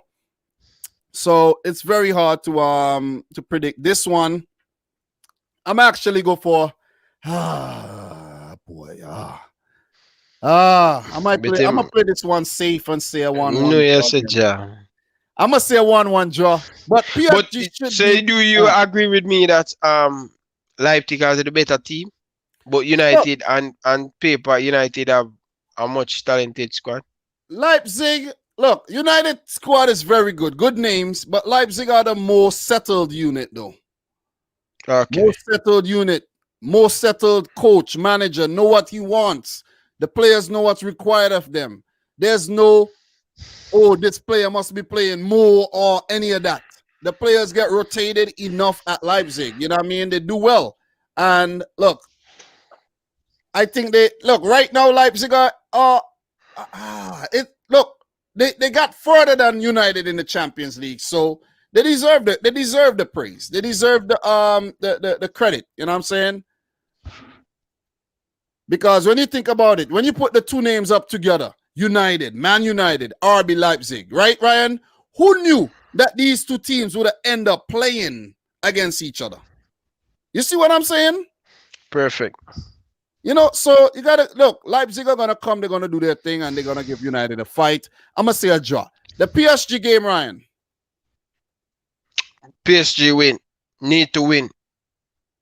They have to bounce back. Because Leipzig and United on 3 points, so they have to win to keep contender in this group. Yeah, I'm gonna go for a PSG win here.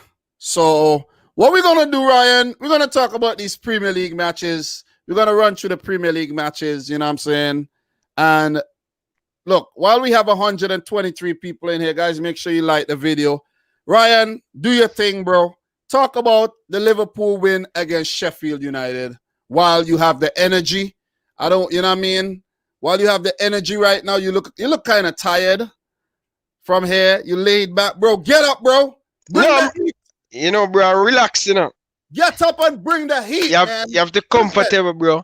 Bro, don't get too comfortable on me here and like, bro, look for my studio, bro. My studio upgrading. You know? Every minute I buy something for my studio, you know. Bro. It's the next chair that I buy to cock up my foot on, bro. Comfortable. Bro, do not cock up your foot. Do not cock up. No one's seen that, bro. Bro, do not cock up your foot. I don't want you falling asleep here, bro.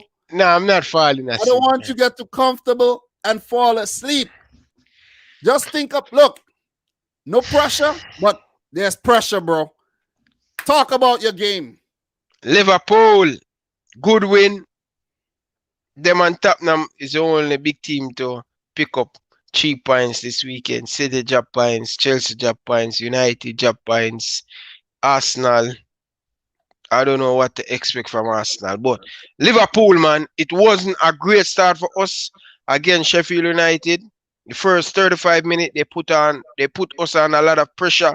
VAR go against Liverpool again. Second weekend in a row. We should get 3 points against Everton. Right now, Liverpool should be on top of the Premier League. But let us move. We get past that. We play Sheffield United. VAR give away a penalty. I think that was a free kick outside the box, on top of the line. Sheffield take the lead. They do well in the first 35 minutes. They put us on a lot of pressure, and this is what I am saying. When you are the opposing team, when you're playing against Liverpool, take a chance. If you don't take a chance, Liverpool going to punish you. And Sheffield United should easily go 3-0 up in the first 35 minutes. There was a better team. They hit it long. They throw it. They do all kind of stuff to get Liverpool uncomfortable at the back, especially without Virgil van Dijk. Still remind you of Dominic, back-to-back game with Van Dijk, without Van Dijk in the team. So still have to remind you that. But Liverpool bounce back. They bounce back. They get the goal from Roberto Firmino. Very good square by Jordan Henderson inside the box to set up that first goal. Sadio Mane, the Rams, the goalkeeper for Sheffield United, came up big. Make a save. Very good save, but Roberto Firmino in first goal in the Premier League to latch on that and put it in the back of the net. Here comes Sadio Mane and the likes of Chen link up again. Very good square inside the box. Jota latch on, give Liverpool a lead. From there, Liverpool comfortable in it. And it's a great 3 points for us. Didn't the best performance, but I am happy with a lot of rival team drop points and Liverpool pick up second time in a row. Last season, them time Liverpool leading City by 6 points. No, it's 5 points. So it was a great victory for us, man. But I'm looking forward to see the next game we play against Midtjylland in the Champions League. Great win for us. Jota is a shout for put the Liverpool front three under pressure. Or Jurgen Klopp has to start thinking about using a front four more often. With Thiago Alcantara back in training, we probably can see a new formation we'll play against Sheffield United. I think that formation is the formation. That's the way going forward right now, in my opinion. 4-2-3-1. Yeah. Well said. Demo, you say you want to talk about the game. The link, I put it right there in the chat. Demo, if you want to come on and talk about the game, be my guest, bro. You're more than welcome. But Ryan, you said that if Sheffield were more clinical, right? If Sheffield were more clinical, they could have did bigger things. Yeah. I think if Sheffield go 2-0 up, I think it is more difficult for Liverpool to come back in that game. That's what I think, because in that 35 minutes, there was compact Sheffield United. Everything was going for Sheffield United. The momentum. That would be a dagger to Liverpool. If Sheffield United to get that second goal, just like Villa, keep on going at us and they just get in the second, they just get in the third. If Sheffield United get that second goal, it would give them a lot of confidence and it would give the team more momentum to keep it tight. Because at that time, we could have break down Sheffield United. We could have get through them. Yeah. Roberto Firmino, they try to block Roberto Firmino because Roberto Firmino have to keep combat deep inside the midfield and no space. Look, I like when you bring the heat like that. Keep the energy up. But imagine if this Liverpool team has to play a team like Bayern Munich right now, what would happen? It would be difficult for us. You guys will get cut apart, because look, you play a more clinical team, Ryan, and this goes to Man City too. I'm not even saying this with Liverpool. This goes with Man City. If teams take their chances against you guys, you lose way more games. But they just don't. They just don't. You know what I'm saying?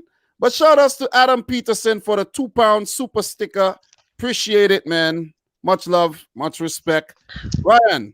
But Dominic, listen, this is what I'm trying to tell fans. I said it in my last video. If you guys don't see that, go and check it out. I start to hear a lot of people pushing this narrative. Yes, Virgil van Dijk is important to this Liverpool team. Any team in world football miss a key player, big player. It's like Lionel Messi. Barcelona lose Lionel Messi. That's all Virgil van Dijk felt to us as Liverpool fans. So to see a big player and then people keep on mention, oh, Virgil van Dijk, we're not going to win the league. We're not going to do well. We have to remember we have Jurgen Klopp. We trust in Jurgen Klopp. We believe in this Liverpool team. This is not a one-man team. Yes, Van Dijk is important, but it's a team sports. Let's believe in the process of Jurgen Klopp. That's all I have to say. Well said. Well said. Well said. So we got Demo up in here. Demo, I heard some feedback, Demo. If you're watching the stream, you gotta mute it, you know. Oh, my bad. Give me 1 second. Yeah, so Ryan, well said, Ryan. Well said. But you understand what I'm saying, though. Yeah, perfect. Sheffield got behind you guys many times, and they should have scored more. Even at the end there, they should have squared the game. You know what I'm saying? That's true. They should have, but the waste man Oliver Burke kicked the ball wide. If you had a more clinical team playing against you, it would have been some FIFA stuff. You score, I score, you score, I score. Believe me. You don't think sometime when team come up against City and Liverpool, they kind of a little bit scared? Not really when it because when I look at it, this is week in, week out. Team get a lot of chance against City and Liverpool and don't make use of it. I know, but look, what happened with Villa? Villa came and Villa did what they had to do.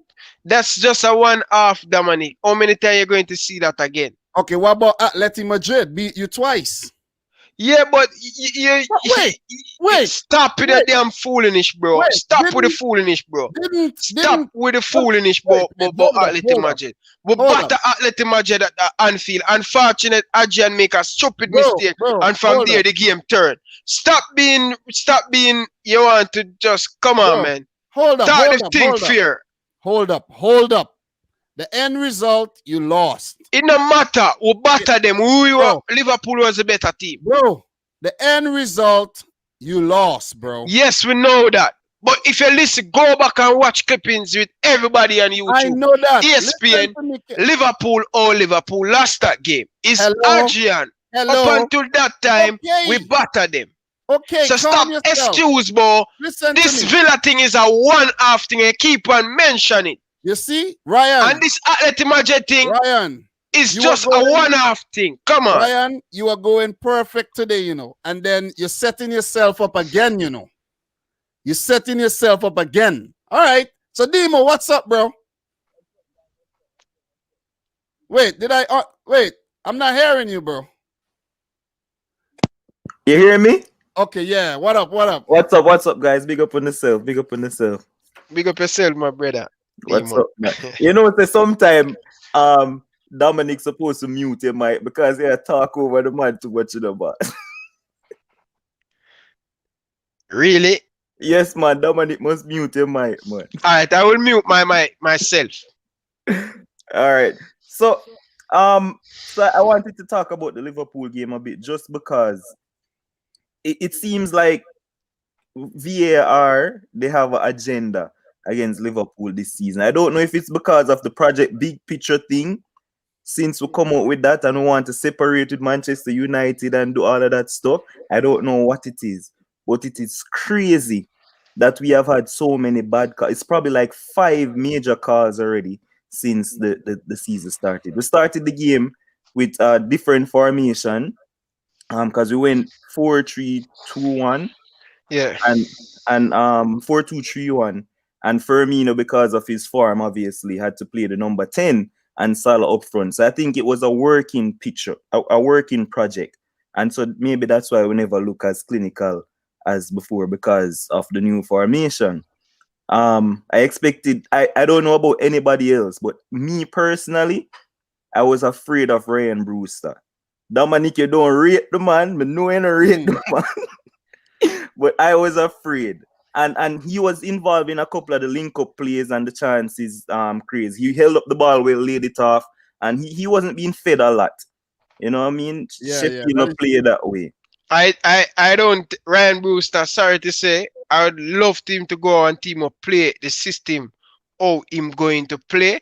And I don't think Sheffield is the team for Ryan Brewster. I don't think Sheffield going to play to his strength. You know, that's the problem. You need to find somewhere who's going to play in his strength. Or probably, listen, let's give Sheffield United some more time with Ryan Brewster and let us see how they do with him. Ryan Brewster gonna have a hard time at Sheffield.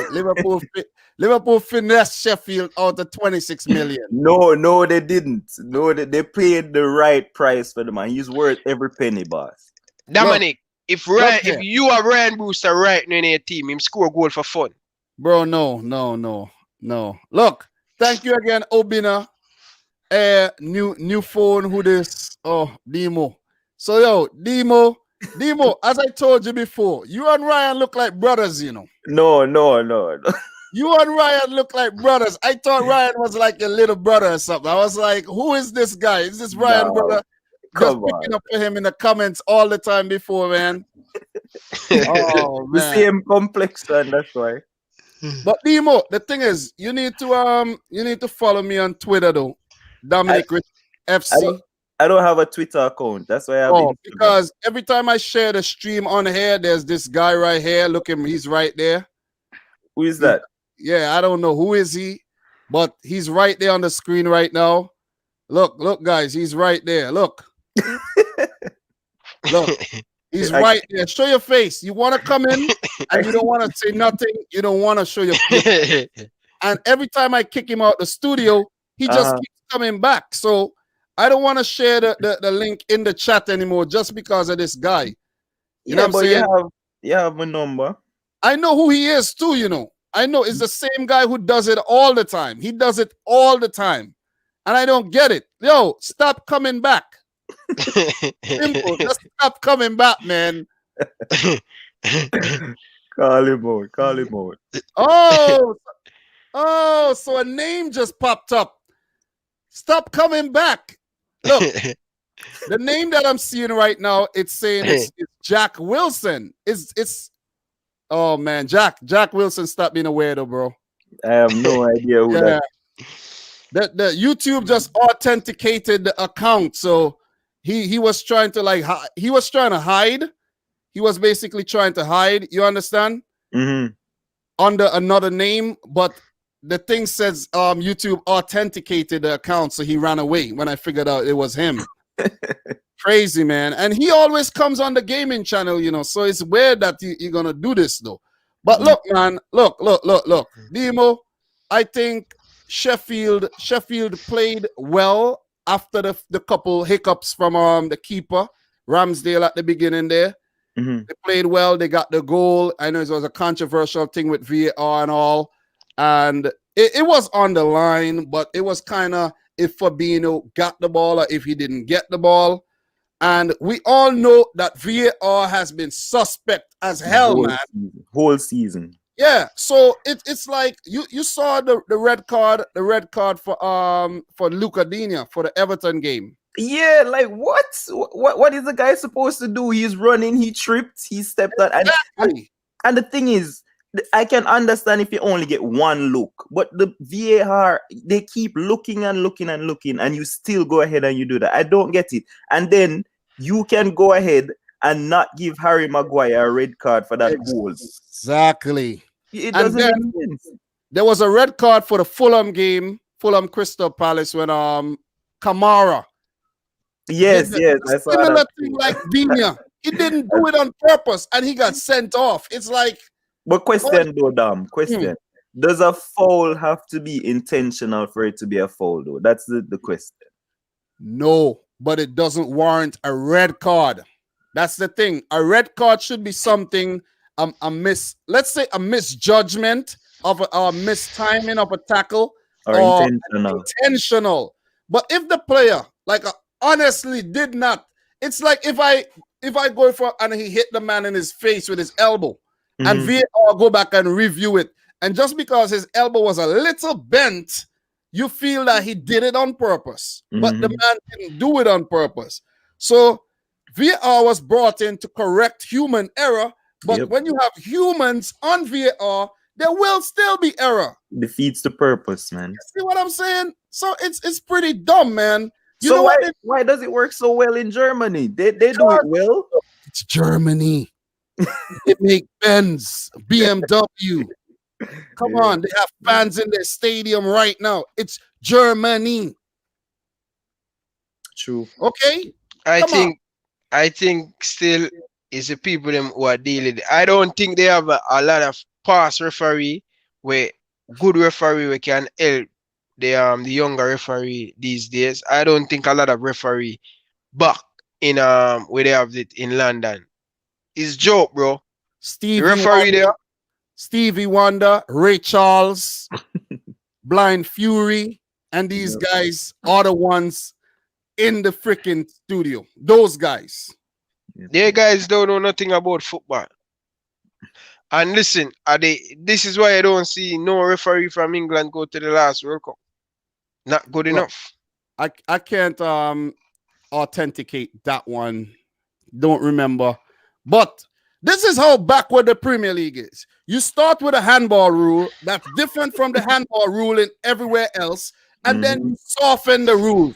How are you going to soften something that you already implemented at the beginning of the season, which could end up having big implications for some teams at the end of the season? You see what I'm saying? Yep. And some teams already suffered at the hands of the old rules. Exactly. Makes no sense. Man. Like, come on, man. Come on. You know, so it's like this year has just been a weird year. Believe me, man. It has just been a weird one. But look, Liverpool, I don't think they were at their best against Sheffield, but they got the job done.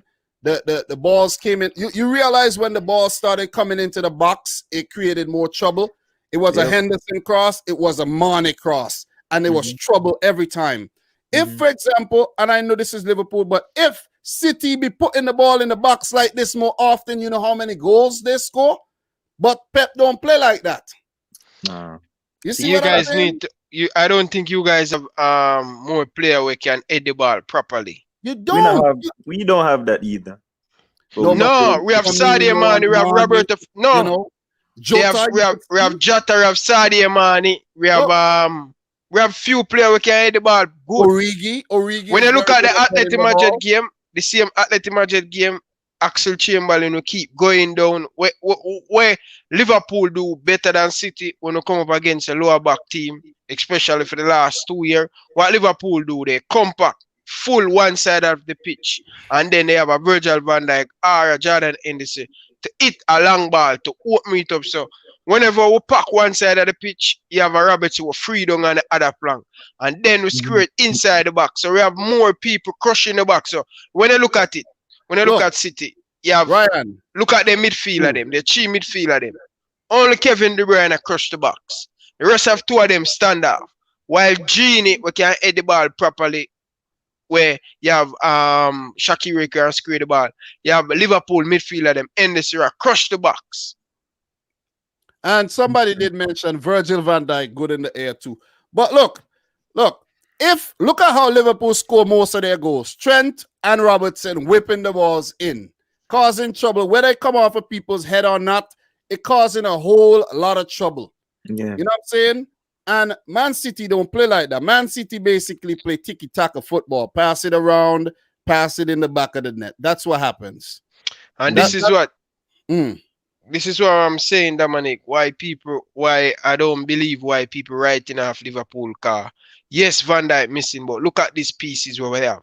We have Trent on the other side, I have Robertson on the next side. Getting the creativity down the flank. But when Thiago Alcantara keep fit and consistent playing this Liverpool team, is another option that down in the middle. Yeah, we're going to give T a lot of problem. Ryan, stop it. Stop it. You guys are in big trouble without Van Dijk. Stop it. know we're not. Listen, but we're not. Dominic, we have to move I away know what from that. you're We cannot saying. talk about it too I much. know what you say. You have to talk about it. It's a talking point. You have to talk about it. Listen, bro. Ryan, I know Jurgen Klopp not Ryan, talking about bro. it. We have to Van move Dijk. on. We have a level player. Demo, this is what I believe. I believe once you start the game with a level player and you don't start at 10, I still think you have a chance, a great chance to win in the game. Yes, Yeah, Van Dijk important, but Ryan, guess Ryan, what we're wait. going to do? Ryan, wait. What? How does Madrid look without Ramos? No, just how does Madrid look without Ramos? You see the result. Listen, man, listen. You have to get to the realization. I'm not saying that you guys can't go on. You guys could still go on and win the title. It could still happen.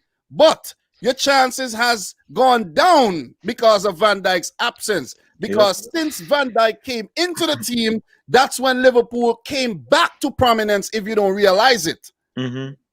If you go right now, and we're not going to do it. I don't want to go down another rabbit hole. But look, if you check, since Van Dijk started playing for Liverpool, he probably missed 3 or maybe 2 Premier League games since 2018.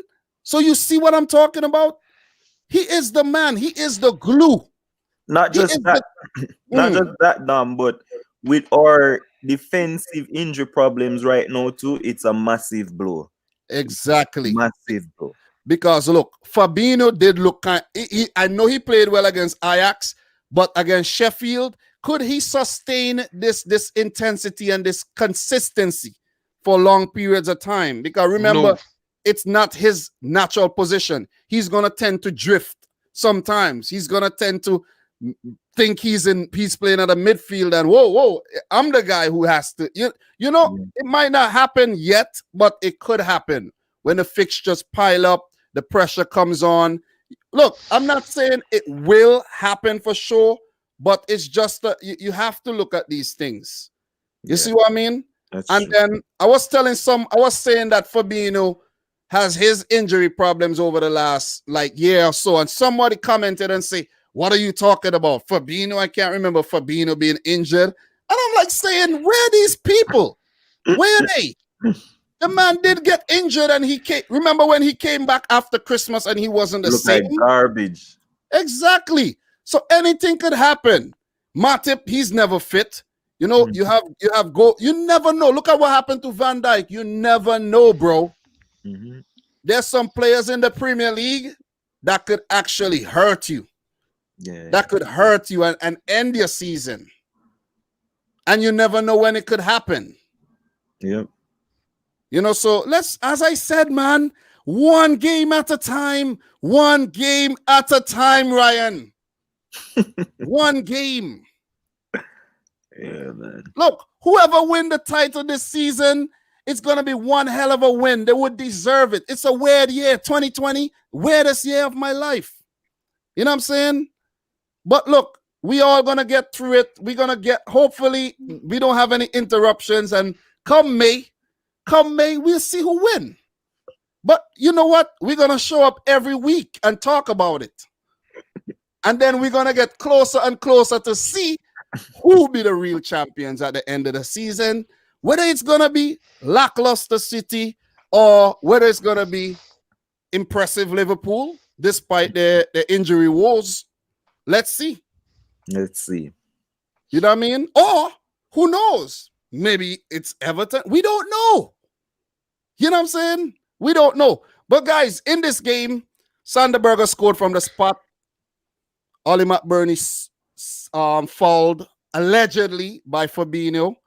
And Firmino with the shot after the ricochet, Mane header, well saved by Ramsdale. Ramsdale, look, you know what happened? When Ramsdale saved that ball, I'm saying to myself, why not punch the ball as hard as you can?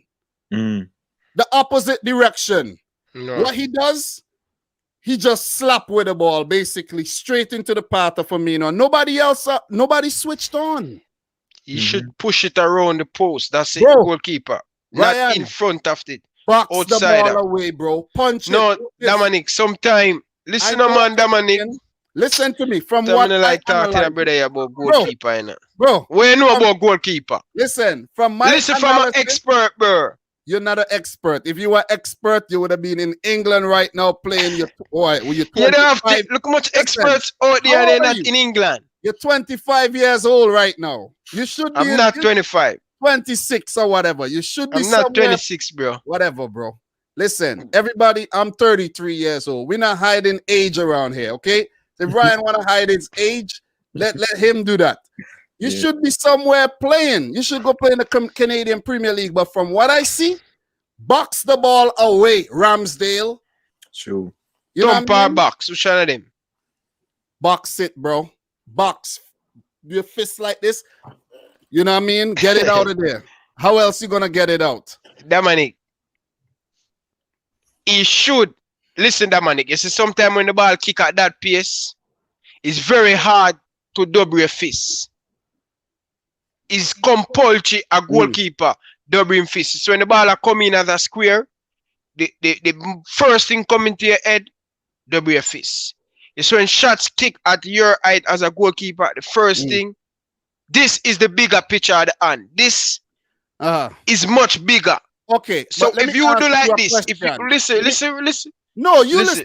No, you listen. Let me finish now. I'm finish on the attack. Let me ask you a question. If he had punched that ball, would the ball have fell kindly to Roberto Firmino? It can happen both ways. Man. Just listen that's all the point. Listen to Dominic. He can double him fist like this and box it way, and he can double him fist like this and miss. I'd rather he miss it. The safest option. Header. Or you mean by it was a good header? Or you for rather a goalkeeper? Or you for rather a goalkeeper miss it? But it was a good header. So if he missed it, it would have been like Mane. Dominic, what he should do, listen. Him and look like this. Watch this. Watch no man and stop talk. Bro. Watch. You see like this? Flick him wrist like this. Round the post. Look when Alisson Becker and what if they push it away, they push it back in play. What if you have some goalkeeper, he's a shot blocker. Goalkeeper like Alisson Becker, he will push it around the post. This two type of goalkeeper, and you don't know this. You have shot blocker, I have a goalkeeper. Listen to me carefully. Wait. We're not getting into the technical stuff of what I know or what I don't know about goalkeeping. Point blank, Aaron Ramsdale ain't good enough. And I've been saying that. He ain't good enough. I'm saying if he's not good enough for Sheffield.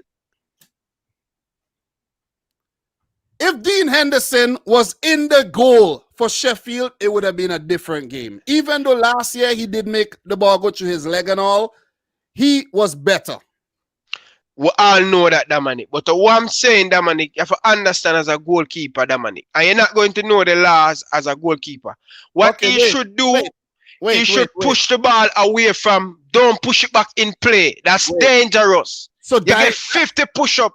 You get 50 push-up for that. That is what I've been trying to say. But, Dominic, what I say, Dominic, what me I tell you him should do, push the ball away, not push it back in play. You have to about double your fist. If you double him fist like this, Dominic, he can miss it. Ryan, I said he needs to push the ball away. Whether he do this or do that, get the ball away. And he didn't do that. And he's a shot blocker. So first thing him going to do, push it back in play. So once you're a shot blocker, so just like Adrian. So all just like Adrian, they don't catch ball. There is a shot blocker.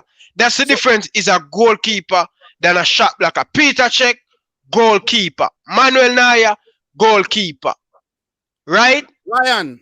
Pickford, shot blocker. Adrian, Rams, shot blocker. Hear me.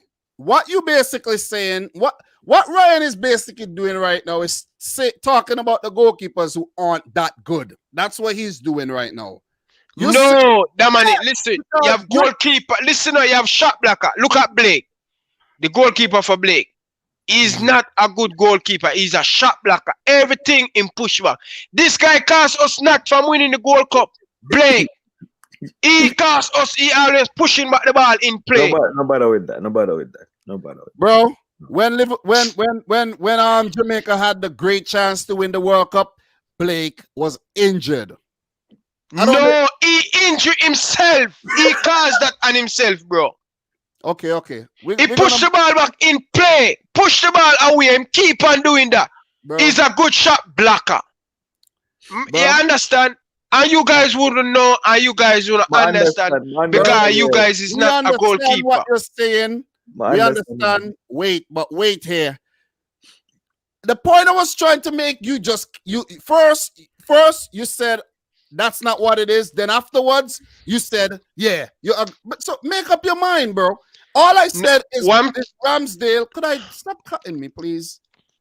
Stop cutting me. Look, what I said, Ramsdale should have punched the ball away. Whether he slap it or punch it or box it or whatever, not parry the ball back to Firmino. That's all I was trying to say. Yep. You go on with this whole big Martin Luther King speech about who and what goalkeeper are not equal and all that kind of stuff. You feel me? That's what you basically just did. You feel me? Yeah. What I'm trying to say, Dominic. The time you took to do that, we could have analyzed 3 more games. All right, go ahead. Seriously. But look, good win for Liverpool. Sheffield, they ain't ready yet this season. We got to keep it real here, look, we're keeping it real. They look like they're going down. They're currently 6 games. They're 19th, 1 single point. They probably scored, 1 goal so far this season or something? 2 goals. 2. Yeah, 1 against Liverpool. Yeah. I forgot. 1 against Fulham and 1 against us. Yeah. So, look, they're struggling. They're struggling. Despite spending money and all, they're struggling this season. Second season syndrome. Yep. Sophomore slump. So Sheffield, they play City next. It won't be easy for them, but who knows? Who knows, man? Who knows? You know what I mean? City wins. Who knows, bro? Look, we talk about that in the later on this week.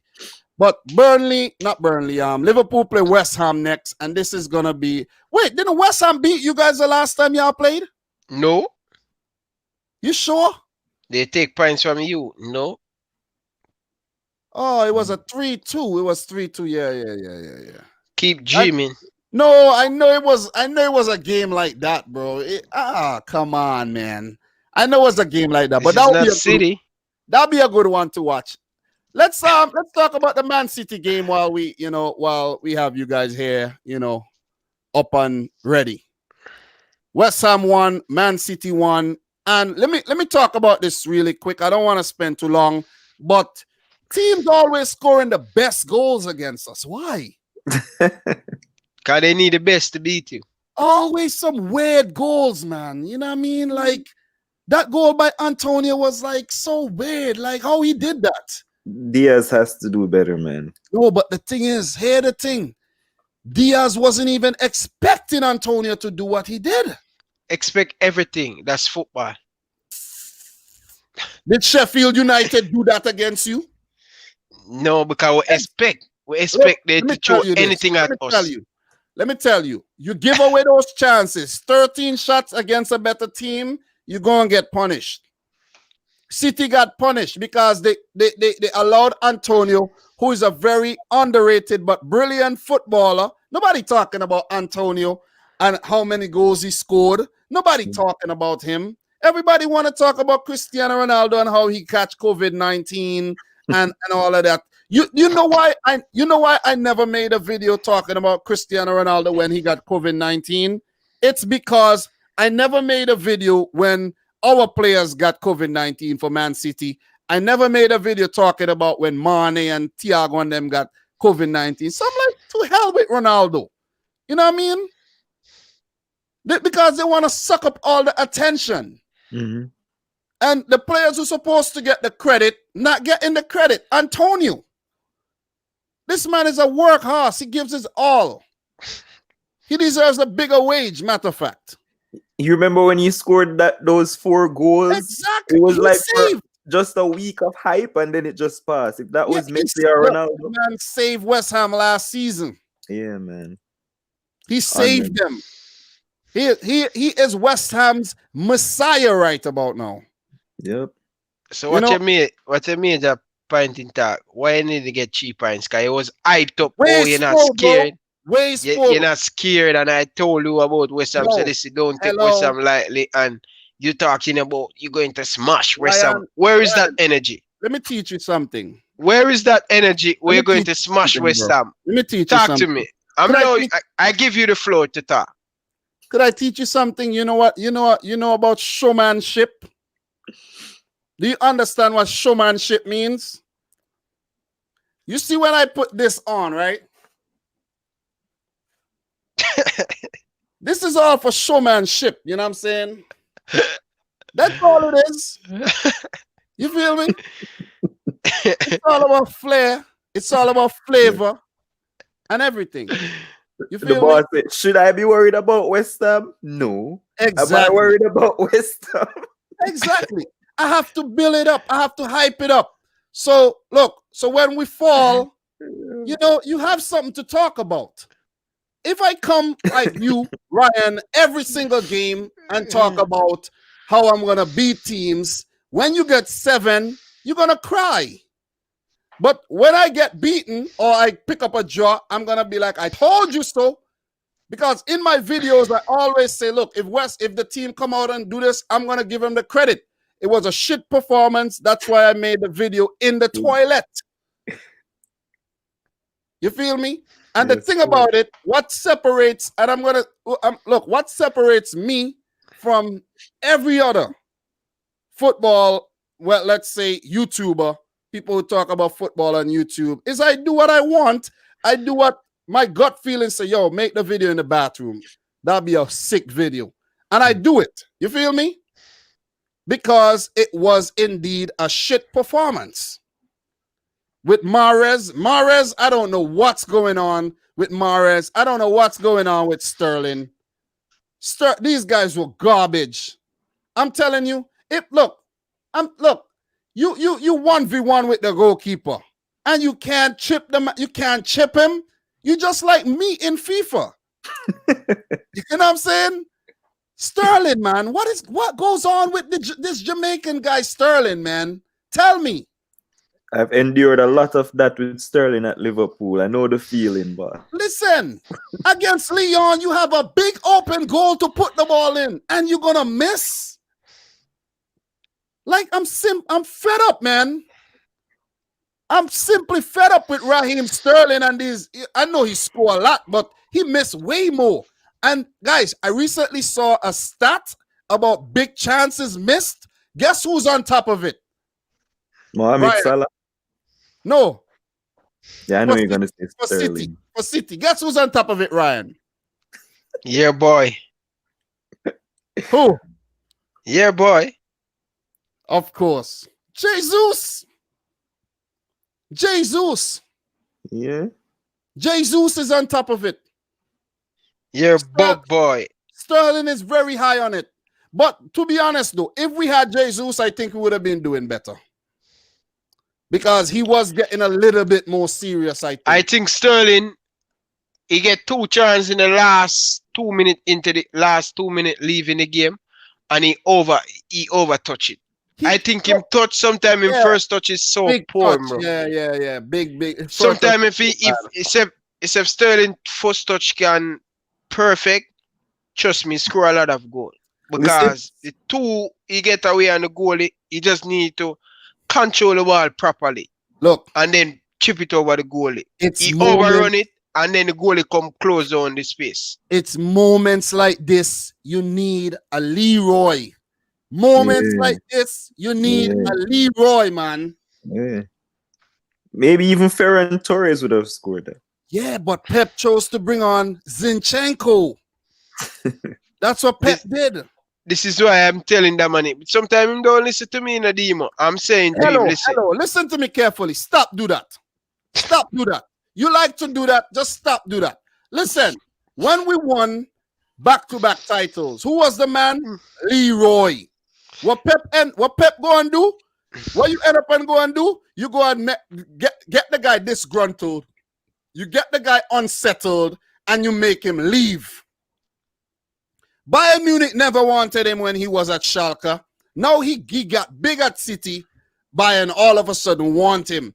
Instead City do whatever they can to give the man a fat contract. Buy him whatever you need to buy him. You give him, you try to give him house, you try to give him this. He man don't want to be there. Stop it, bro. You cannot force a girl, you cannot give a girl the world and she don't want to be in your house, Dominic. Stop. Stop it. Stop. You throw everything at Leroy Sané and he refuse you. He don't want you no more. Oh my God. He don't want you anymore, Dominic. Could you stop? When I'm bringing the heat, do not interrupt me, okay? When I'm bringing the heat, don't do that. Leroy Sané wasn't getting the time on the field like he deserved. He wasn't. So what you gonna do? You leave. For Germany, they didn't take him to the World Cup. He's still playing for Germany because they realized the big mistake they made and got knocked out in the group phase as champions, as holders. And what did they do? They say, oh, shoots, man. Damn. They have to play him every game now. Pep Guardiola is just stubborn. I don't know if Pep wants to make everybody happy. He wants to make everybody happy. I don't know what it is with Pep. You want to make everybody happy so much that Sané just said, listen, man, listen, I don't want to be a part of this no more because I deserve to be playing. When you're watching Sterling missing all these chances, I know he scored, but maybe if Sterling has 25 goals, maybe Sané would have gotten 40. Who knows? But he never had the opportunity to strut his stuff because Pep wasn't playing him. Pep basically disrespected the man, if you really think about it. Demo, you're a sportsman, right? Mm-hmm. You're a sportsman. Yes, and man. I know you play a cricket, right? And you play football, but I know you play a cricket. If you're batting well and you're the man making the runs, and they know you make the runs, but you go and play for another team, like a little combination team, and they have you on the bench carrying water every week, and not they going back. And they know about you. They know. You don't want to be part of that anymore. Not going back, boss. Not going back. Exactly. Because we know the effort you have to put in. You have to go to training. You have to do this. And then you come on the damn every match week. You're not on the freaking 11. You're not in the 11.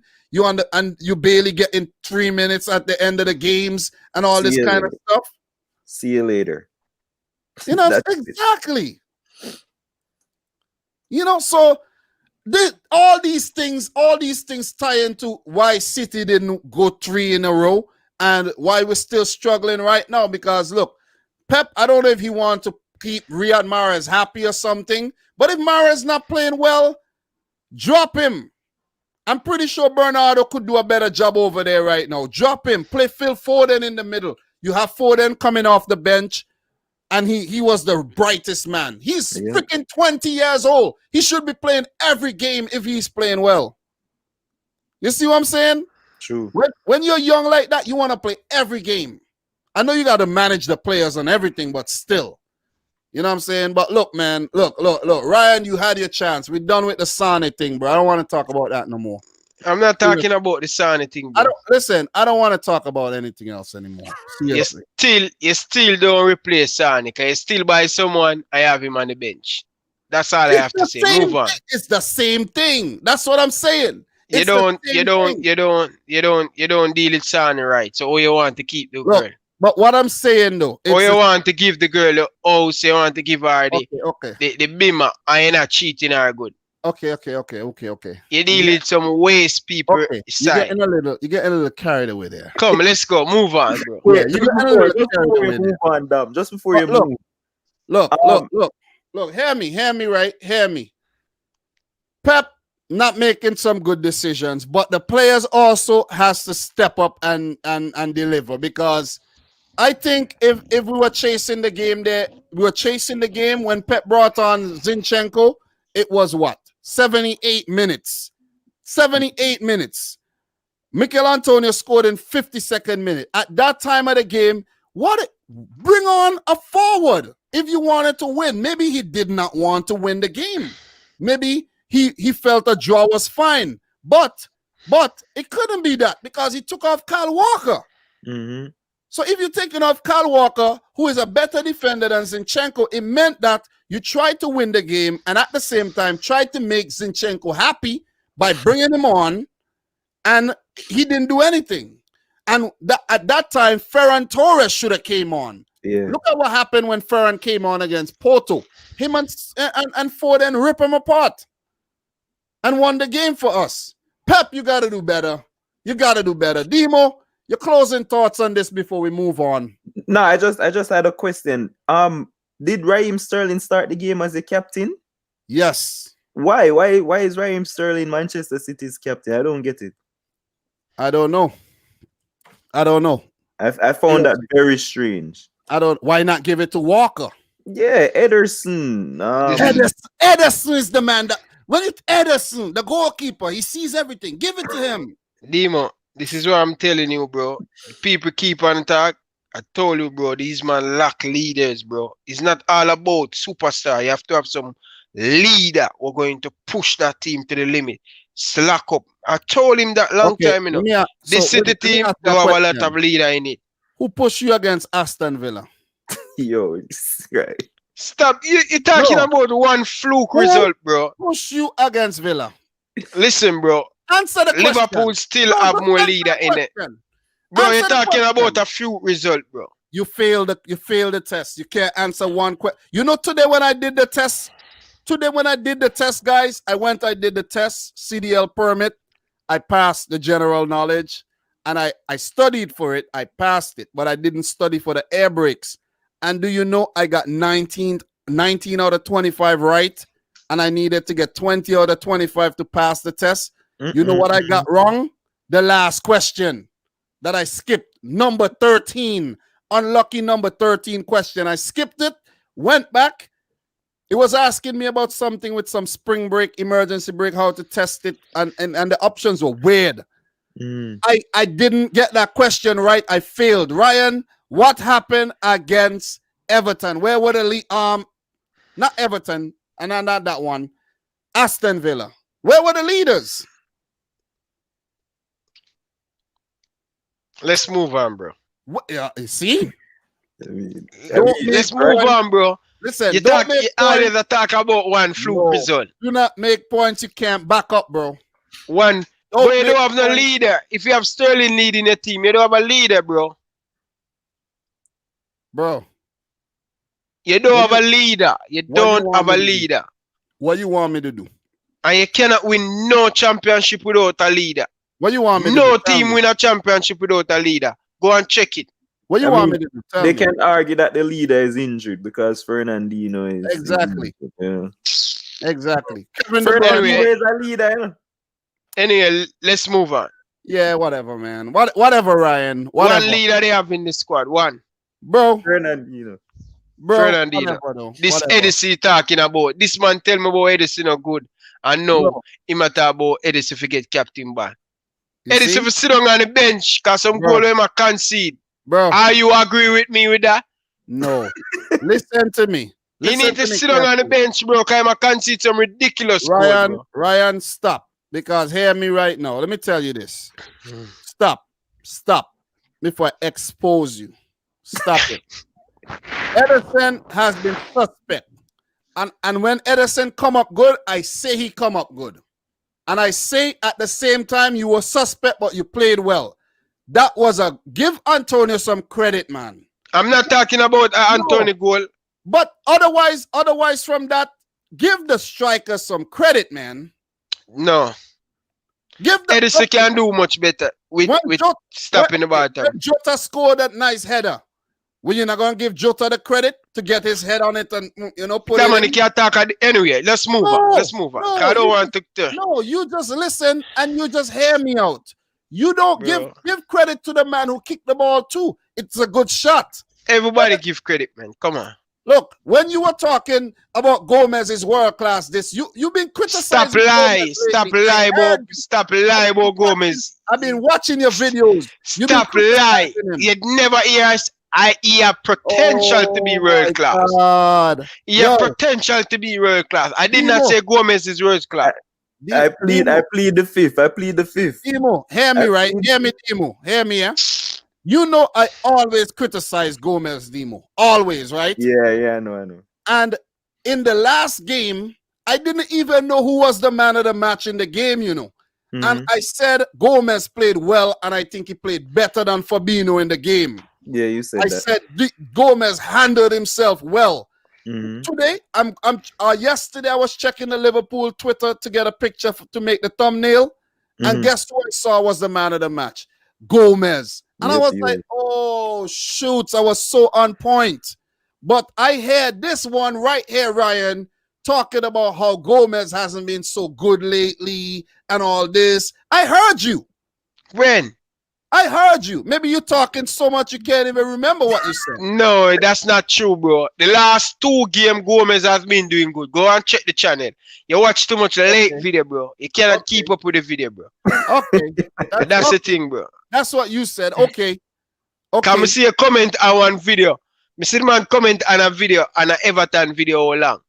So I went back and watched the video. Can I do that? Me I tell you, so sometime like this, you watch an Everton game and you not keep up to speed because you don't watch it. Wait. You see? I criticized Edison, then I said he played well. You criticize Gomez, then you say he played well. You see? It changes. Okay, let's move on, car. Time ago, bro. No, let's move on, bro. Shit. No, let's move. No, if you want to go sleep, you can go sleep. You know, I have your clone right here with me, right here. Yo. Yeah, Demo. Stay up on the live. Oh man. Yeah, bro. No, it's you tough, and Ryan, bro. It's tough, you and Ryan look alike, bro. We don't look anything alike. You and Ryan got the same complexion, everything, man. All you need is a little light in your room and you would see it, man. You guys are Liverpool fans. You guys, listen, man. You might not see it, but I see it. That's a joke, man. Yo. Demo, you come across my video. That's a while. I don't remember. A long time now. But look, guys, let's talk about the next City got Sheffield and West Ham got Liverpool. We talk more about those games later on in the week. Let's run through these fixtures, man. We talk about the 2 most important games. That's why I chose to talk about them first, because, you know what I mean? Look, we talk about Liverpool, we talk about City, and the people in the comments, a lot of Liverpool fans, we got the City fans sprinkled in between. And where are the other people? Tell me. They're nowhere. I try to cover every single team. I talk about every match every week, right? Even if I do not make an individual video about the game, it's because I don't feel like it. Sometimes I'm like, I don't feel like it was an okay game. I'm like, I don't feel like wasting my time talking about it, because then I put it out there and the fans of those clubs don't come and watch it anyways, you know? So I just feel like whatever. So if I make the City video, bam, numbers. We drop points, numbers, okay? We win, still okay numbers. Look, after a while, you have to start looking at this. You have to start looking at your numbers and where you put your efforts. Demo, you understand what I'm saying? Yes, sir. If you're selling a certain type of cake and it's selling off, you make more. Yes, man. If you're selling another type of cake and it's hardly selling, but 1 or 2 people still like it, you make some of it, but not a whole lot. And if there's a cake that every week you make it, it just does not sell, you have to throw it away and make bread pudding or something from it or whatever, then you just stop. You just stop making it. So a Chelsea fan commented on the Liverpool video and say, oh, another Liverpool video. And I'm like, listen, when I made the Chelsea Man United Combine 11 video, nobody watched it, right? When I talk about the Chelsea games all the time, I never heard the guy comment. But then when I made the Liverpool video, bam, 10,000, 20,000 views. Bam, people coming to watch the video. Comments, 200 comments. Why should I stop? Tell me. Do I look stupid to you? Tell me. Do I look stupid? Give the people what they want. Exactly. And being a City fan, I talk about every Man City game dating back to 2017. Every game. But then, oh, you always talking about Liverpool. This is Come why on. I am telling him, Demo, Mm. when City lose, I have to talk about it. When they drop points, I have to talk about it. Is what? Numbers, right? For Demo, one, yeah, right, you're wrong, I'm right. Numbers. right. Wrong, I'm right. You're right, boss. All right, You're let's right. move on to the Chelsea You're right. game. That was a boring game. Yeah, Chelsea United really. I don't know. This game. Look, it had the moment where Maguire pulled on Aspilicueta, and it should have been a penalty. I don't know what going on in the Premier League right now, guys, but they have to be blind. 3 blind mice. It has to be a 3 blind mice. Look at it. Huh? They didn't even look at it. Yeah, that's the thing. But the touch that I think it was Rashford, he got a little touch in the penalty box, and they spent like 3 minutes looking at it. Right outside. I think it was right outside. Yeah, that one. I remember that. Ridiculous, man. Crazy. Ridiculous. Yeah. VAR, the refereeing, very poor. Very, very poor. You know who I think they need to actually put, to be honest, if they put that lady, Sean Massey Ellis, in the VAR thing, I think she'll do a great job. They need to get some. No, I'm being for real right now. I'm being real. Everybody watching this right now, I think I'm on to something. If they put women in there, I think women would do a great job. No, you're laughing. I mean, anybody can do better than these guys. Bro, You don't think sometimes women come on a 2 put pressure? Bro, if you put the woman in there, the woman would have something to prove and they would get this shit right.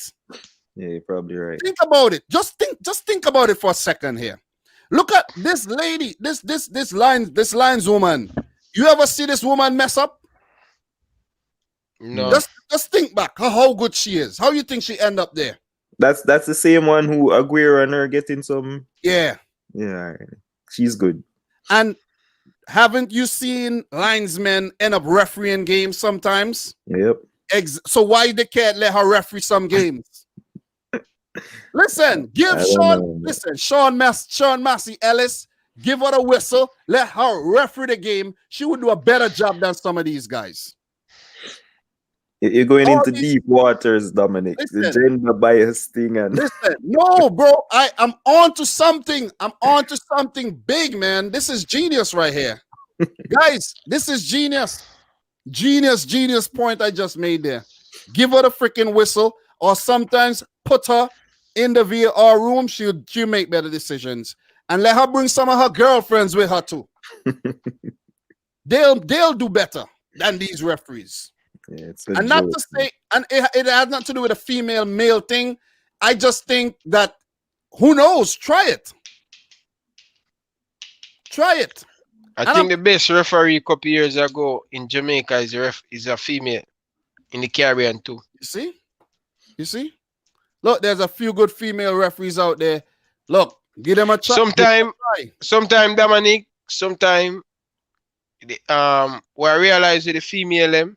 Sometimes when they ref in the man game, sometimes the aggression and sometimes they cannot angle the pressure. Bro, it's BS, true, Dominic. I'm telling you. Women can handle more pressure than men, believe it or not. Not this type of pressure, though. Bro, they could handle more pressure. I'm telling you. Do not argue. Don't argue. They could handle more pressure. Because let me tell you this. Let me put this in a relationship context. When you and your girl in a relationship, or you have a little thing you're dealing with, and you go and you start dealing with another girl, and she find out that she's hurt, and she deal with it, and she still stick with you and whatnot, she hurt. She stick around. She feel the pressure and she deal with it. Like but we can't deal with it. The moment it happened to you. That's liquor, Ryan. Bro, I'm telling you this. A couple years ago, I found out, I'm telling you, I'm going to keep it real here. This girl I was dealing with, I went to her phone, and the shit I found, bro, instant diarrhea, bro. Yo. Instantly. So when you're telling me about women can deal with the pressure, they could deal with pressure, bro. I seen women, multiple women push out babies. I chew Dominic, I can't push out no baby, bro. What you talking Dominic, about? you're right, bro. I back you 150 on this one, bro. I don't want to push out no babies. Okay? So look, United 0, Chelsea 0. That was the biggest talking point of the game. United, they change up their team here. We see Mata playing. You saw they have Cavani coming off the bench, but Mata and James more in the team. That was like, the most surprising, tactics Solskjaer bringing these days. Bringing James in. He hasn't scored in 30 Premier League games. Mata hasn't played or started in about 30 games, but they managed to do the business. Cavani, seeing the first of him in the Premier League, did not see more of Van de Beek. Pogba, guys, imagine Pogba is on the bench. Imagine Pogba is on the bench. Could you guys even imagine this? Ole is out of his depth with this team, man. And Pogba got the hairstyle back. Keep Ole at the wheel, man. Pog back. The hairstyle is back, guys. So you know what that means. Richard, keep means, Ole at the wheel. Richard or Man United fans down in the comment section. Keep Ole at the wheel.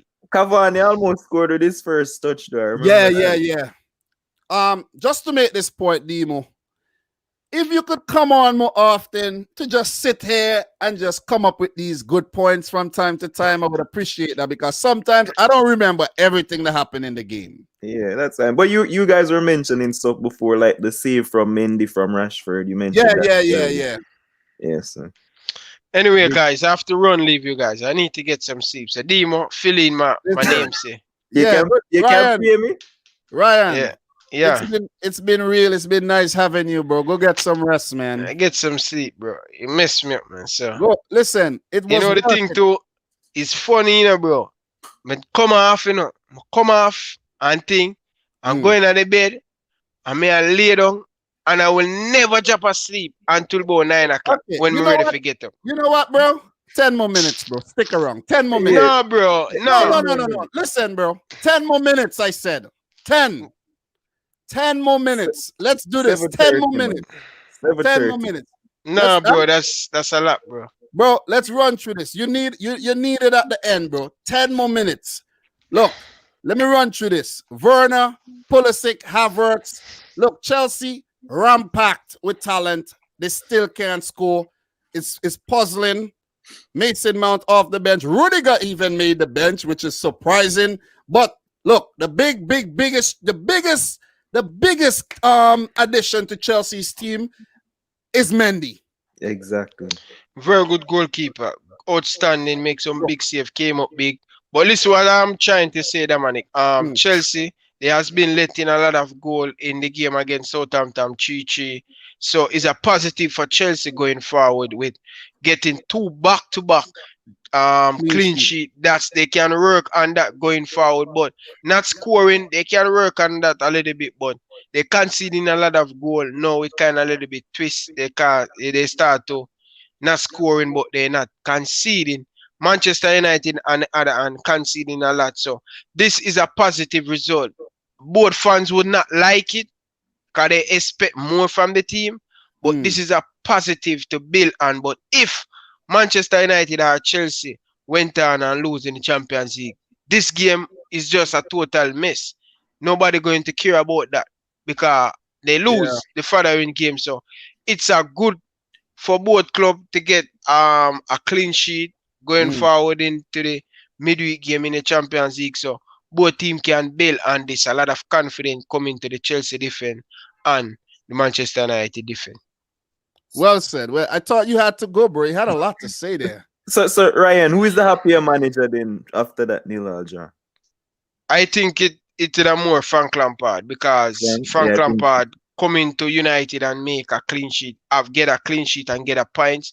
Man United haven't win at Old Trafford yet all season. So only at the wheel will spin over more. So let us see. Well said. I think well said, guys. Well said. You saw Ziyech making an appearance off the bench. You know, Yeah. nice to have him in the Premier League. It was a boring game, man. Boring. Lot of build up was. and hype, and it didn't come out what we expect. It was. So what we're gonna do really quick. Look, United 0, Chelsea 0. It's a great result for me as a City fan. Great result for you as a Liverpool fan. You should love this. They should draw every week. I don't care about them if they draw or win, because they are not shit. No, but what I'm saying, it would be good to just give them that bamboo length, you know what I'm saying? Just Definitely. give them the bamboo. And then we and then we do our thing.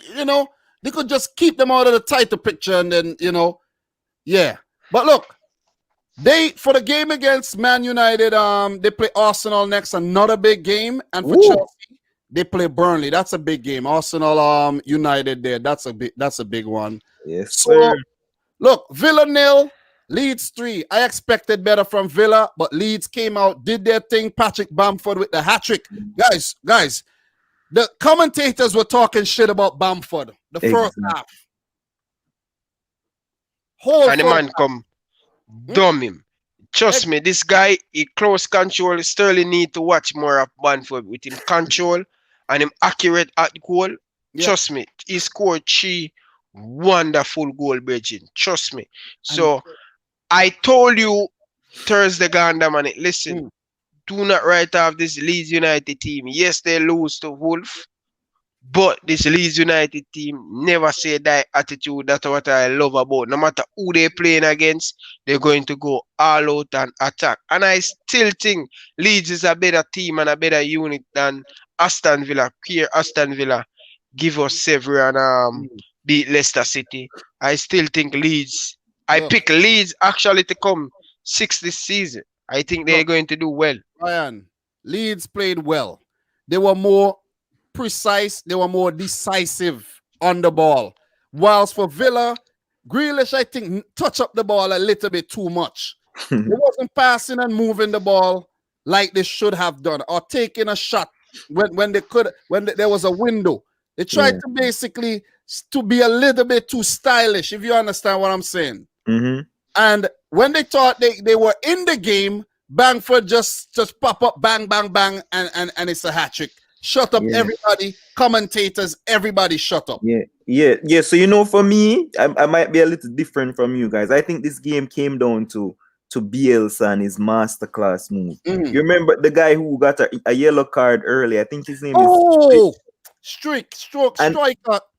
Yeah, and they brought on that kid, Shackleton. Yep. My word. I mean, the player wasn't happy about being taken off so early in the game. But that youngster came on and changed the game. He was running the midfield and he was doing brilliant stuff, man.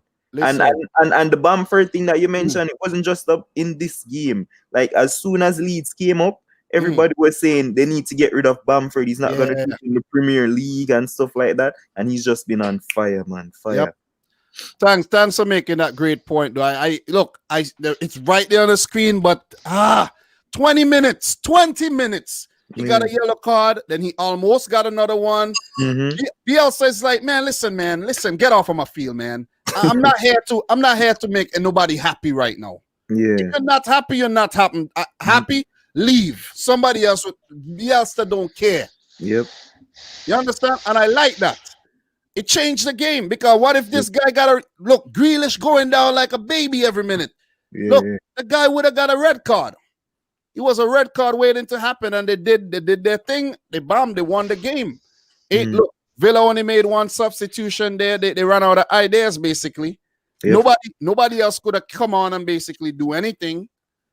So look, props to Leeds, man. Props to Leeds. I remember when they played City, what did freaking Bielsa do? He brought on Poveda because he's a former Man City player. Mind games. Yeah, he was a live wire too. Exactly. Run at Mendy. Faster than Mendy. Pure problems. But look, Leeds, I didn't expect Villa to lose the game. It was looked like it was heading for a draw, but they end up, winning the game. Props to them. Great result. And we have them play Leicester next. That's going to be a really good game. Wow. And for Villa, they play Southampton. That's another good one. Which brings us to Southampton. Let's talk about them, because they defeated Everton 2-0. dropping the first L on Everton this season. Ryan?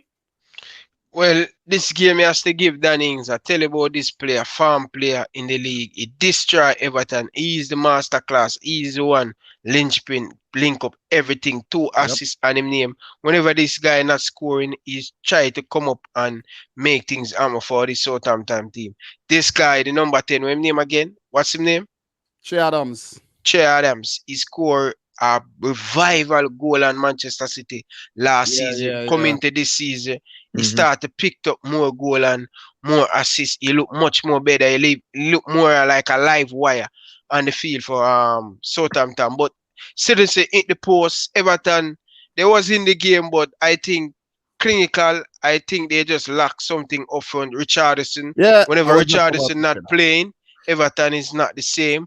And he has to give Southampton a lot of credit because they came out, they play good, 2 very good goal, 2 good assists from Dannings, and all around the Southampton defense much better in attack link up. So well done to Southampton to give Everton the L because Everton fans they're going to win the Premier League there. Look, Everton fans getting a little carried away. I go on one of their channel and say, yo, well done to you guys, but still winning the Premier League. So they just keeping nice neighbor, man. They are the nice neighbor. Yeah, I was so happy. Here it is. So Ben Godfrey playing on right back ain't working. Seamus Coleman missing. Then Dina picked up a red card. It's gonna be tough without Dina and Richarlison in the team. So it could be trouble. It could be trouble for them going forward because James, I don't think he was 100%. He was supposed to miss this game. Exactly.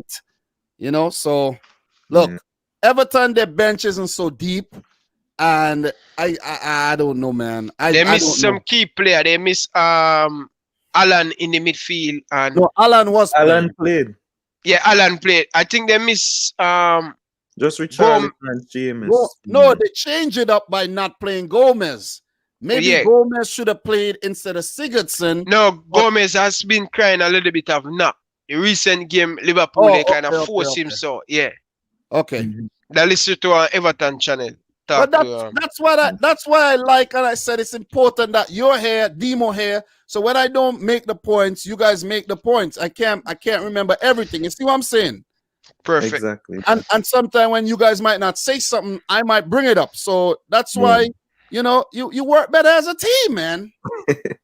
Yeah, but my thing is I was on another channel, and when Southampton were struggling in the early part, the coach wasn't playing Vestergaard, and I was like, why is he not playing Vestergaard in the team? Yeah. And as soon as he brought him back, a ball playing center back, he's tall, he's physical, he's big. Major difference for them. Major difference since he came back. I heard a commentator saying how he's not a big fan of Vestergaard. I don't know why. I watch him a lot. I always liked this guy since I think he was at Gladbach. I always liked this guy because he's so big. I used to like to use him in FIFA because he used to win all the balls in the air, everything in the air. And I'm like, wow, man. So I always like him, and I like when he came to the Premier League. So big win for Southampton. They finally win at home. They win at home, so that's a good thing. And guys, I don't know if you noticed, and Angus Gunn, former Man City goalkeeper who Southampton brought in to be their number 1, after he got 9 against Leicester, that was the end of him, Yeah, it's McCarthy, right? He got shipped out. He's on loan at some championship club right now. So it just shows, bro. Football is a cruel, cruel game. Sports in general. It's cruel. Yeah. You know what I mean? But look, I know there's a lot more we could talk about. Let's talk about the Arsenal game, man. I want to talk about that Arsenal game. Okay. Good win for Hassan Hutel, and bad day at the office for Ancelotti. Arsenal, Leicester, 1-0. Let me just say something about this game before you talk, Ryan. Let me just say something really quick. But Arsenal, I don't know what is going on with them, but they were flat against City. They almost dropped points in the Europa League, and then they come against Leicester in a game where Leicester had their players all over the field. They should have won the game because you have Harvey Barnes up top, no Vardy. They couldn't make use of that. Madison just coming back from injury. Leicester played nothing most of the game. Yep. I was out shopping yesterday. Yeah, guys, I go shopping too, you know. I had to go shopping. I shopped for like 4 hours. My feet were killing me. And I listened to this game. I watched it. It was on my shopping cart at Walmart. And I'm like, what is going on here? And the commentators keep saying it's 0-0. What you call it there? The Leicester manager there. Rodgers is gonna pull out the Vardy and use him. And he did. Yep. He pull out Vardy, and Vardy ultimately winning the game. He pull out Chendrick under, fresh on the field, crossing the ball. Mustafi, who came on for David Luiz, who picked up an injury, couldn't track. Bam, goal. Vardy in front of goal. Gold, not Sterling Silver. See what I'm saying? Yep. Not Sterling Silver. This is what I'm talking about, Dominic. You see, Brendan Rodgers, people need to give him more credit. And I tell a lot of Arsenal fans, listen, this guy is a very good coach. Arsenal should pick up this guy. When I look at when him come at Leicester City, impact, instant impact. You see, the former Southampton coach, former who you trying to talk about? Leicester, the former Leicester manager, the last manager where they get sacked. We're keeping bench Vardy. What's his name again? Who, Shakespeare? I don't remember his name, but that guy would keep on bench Vardy and Brendan Rodgers come in. Wasn't impact. it Shakespeare was there? It was Shakespeare. After they won, it was Ranieri, then Shakespeare, Craig Shakespeare. I don't know. I don't remember. Yeah, but it had to be him because they brought in Slimani and they brought in Iheanacho. And then he came in. I'm trying to get my point, so whatever. The last coach Southampton have. And he keep benching Vardy. You talk about Leicester. Leicester, they keep benching Vardy, and I say Vardy, all know Vardy. Imam try to move away from Vardy, and Brendan Rodgers come in, stamping philosophy, fast, quick enough. Leicester City start to play some good football, regardless of what they flop, not making the Champions League. Because of important player get injured and certain player get injured. Yes, them pick up a bad look of form, but this season, 3 away win from home for Leicester City. The man management and Brendan Rodgers has tactically improving him game year by year. This guy is the right guy to take over Arsenal instead of Arteta. But listen, you have some Arsenal fans, he's just a Scottish. He's just one of them. Yes, England. But they don't know what a very good coach is. He's not a very good coach. I disagree. He's a very poor coach, Brendan Rodgers. Really? I don't rate him one bit, boss. From Liverpool days, I don't rate him. Ryan, before I interject, Claude Puel. I forgot this guy managed freaking Leicester.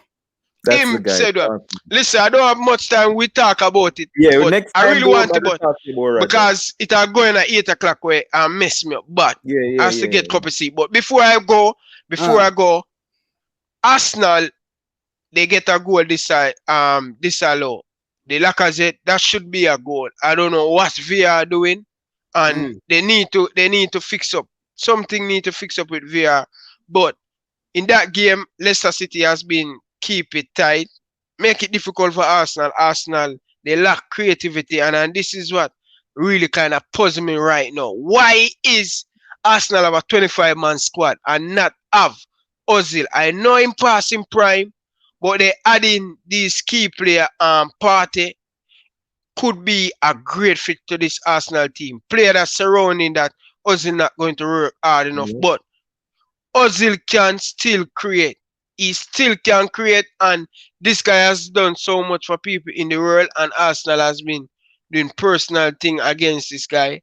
Mesut Ozil, my boy, I still love you. You do a lot for the people in Brazil, Asia, and I don't know why Arsenal keep fighting Mesut Ozil. Bless up crazy. To you. Crazy, man. You have the floor, Demo. I have the floor because I have to leave, bro. So no, just about the goal that was disallowed. I don't think it was a goal because Xhaka was in front of the keeper. But he That's don't. he was offside. But he did not do nothing to the ball. Him not for do nothing to the ball. Him a block the keeper, boss. He can't block the keeper offside in the line of vision. So that's why it was that no goal. But the Ozil thing, but definitely agree with you. It is absolute nonsense for you to not have messed with Ozil in it. Not even the 20, not even the squad. I mean, That's disrespect. I understand if you won't make the starting 11, that's fine. But you went out and you got Partey and you have other defensive midfielders can use. So Mesut Ozil can shine. And that game, I mean, the first half, Arsenal were on top. They just didn't take the chances. Lacazette pulling out of a header. Aubameyang was lost and all of that there happened. And then the second half, they just totally disappeared. Brendan Rodgers parked the bus, have everybody behind the ball, and it was very hard for Arsenal to break them down. And that what Leicester City has to do because they have a lot of key player out and he has to work what he have. And Arsenal with City and lot of team dropping points coming to this game, Arsenal should even win this game is a doubt, but that's all Arsenal do all the time. It's crazy because Leicester City, they have not won at Arsenal for almost 42 years. And then they just came and they smash and grab it. And Arsenal, they were very poor. And big up to Brendan Rodgers for getting the win. But I still don't rate him as a big coach. I think he's very average. He's a good coach, bro. No. I don't know why you're talking about. Talk about that. You need a box. No, Brendan Rodgers, we make you don't win the title. Because he don't make me win the title, he's not a good coach, bro. No, him run with Gerrard, him run with Daniel Agger because him poor man management. He is a flop, bro. Him geared to make top 4 with Leicester City last year, choke as usual. He is a good coach, bro. Liverpool supposed to win the title, him choke again. He went to Real Madrid in the Champions League playing Danny Ings at left wing back. And some madness like listen, bro, coach have to learn they're still on the job, but he come a far way, bro. 300 game as a manager. Coach. How many manager in England win 300 game? He's a good coach for Swansea, not no big side. Ryan, you guys hearing me? Yeah, I'm hearing you now. Sorry about that. Oh, that's fine. We have Doug here. Big shout out to Dom and Ryan. I have linked this video and your channel in my next Premier League predictions video in the I column or in the little thing in the corner. Thanks a lot, Doug. £5. Doug, dropping blessing, my brother. Appreciate it. Doug, if you're available Thursday, bro, you gotta come through Thursday, man. But Ryan, you know why I put you and Demo on the screen by yourselves just now? More favor. It's to show people how these guys look like brothers, man. We don't look alike, bro. Brother, how you don't see this? These guys are twins. Anyway, Dominic, make sure I have to leave you guys. I need to get some sleep. Yeah, Ryan, go do your thing, bro. Go do your thing. Yo, big up yourself. If you notice, bro, my video them early, me know the late thing, so line up the West Ham and the thumbnail for. Go do your thing. You don't have to tell. Listen, you don't have to tell everybody I'm your thumbnail man. You know. No, don't worry. Go do your thing, bro. You have to give credit to it, you, bro. Go do your thing, bro. I got you, bro. All right. Anfield, bro. Peace out. Go do your thing. Big up, brother. Yeah, Demo, it's you and I, bro. Yes, sir. Yeah, it's you and I. It's a pleasure. Let's finish off this thing, bro. Yeah, I was disappointed with Arsenal yesterday, man. You know, it was a game for them to win, and they screwed it up, man. Yeah, Aubameyang non-existent for the most part. Since he signed that contract, bro, he has been. I don't know what's happening. Bro, I heard a stat that said in the last 5 games, Aubameyang had 6 shots at goal. That is crazy, man. Crazy. 6 shots. That contract must be real. How much if they paying him? $350 a week or something like that? I think it's $250. I think Mesut is on $350. Yeah. But no, the thing about Ozil, I was talking to an Arsenal fan at work today about the Ozil thing, and I said, look, Ozil, it's another thing. The man is on the contract. If I'm Ozil, I stay until my contract is done. I do what I want. Yep.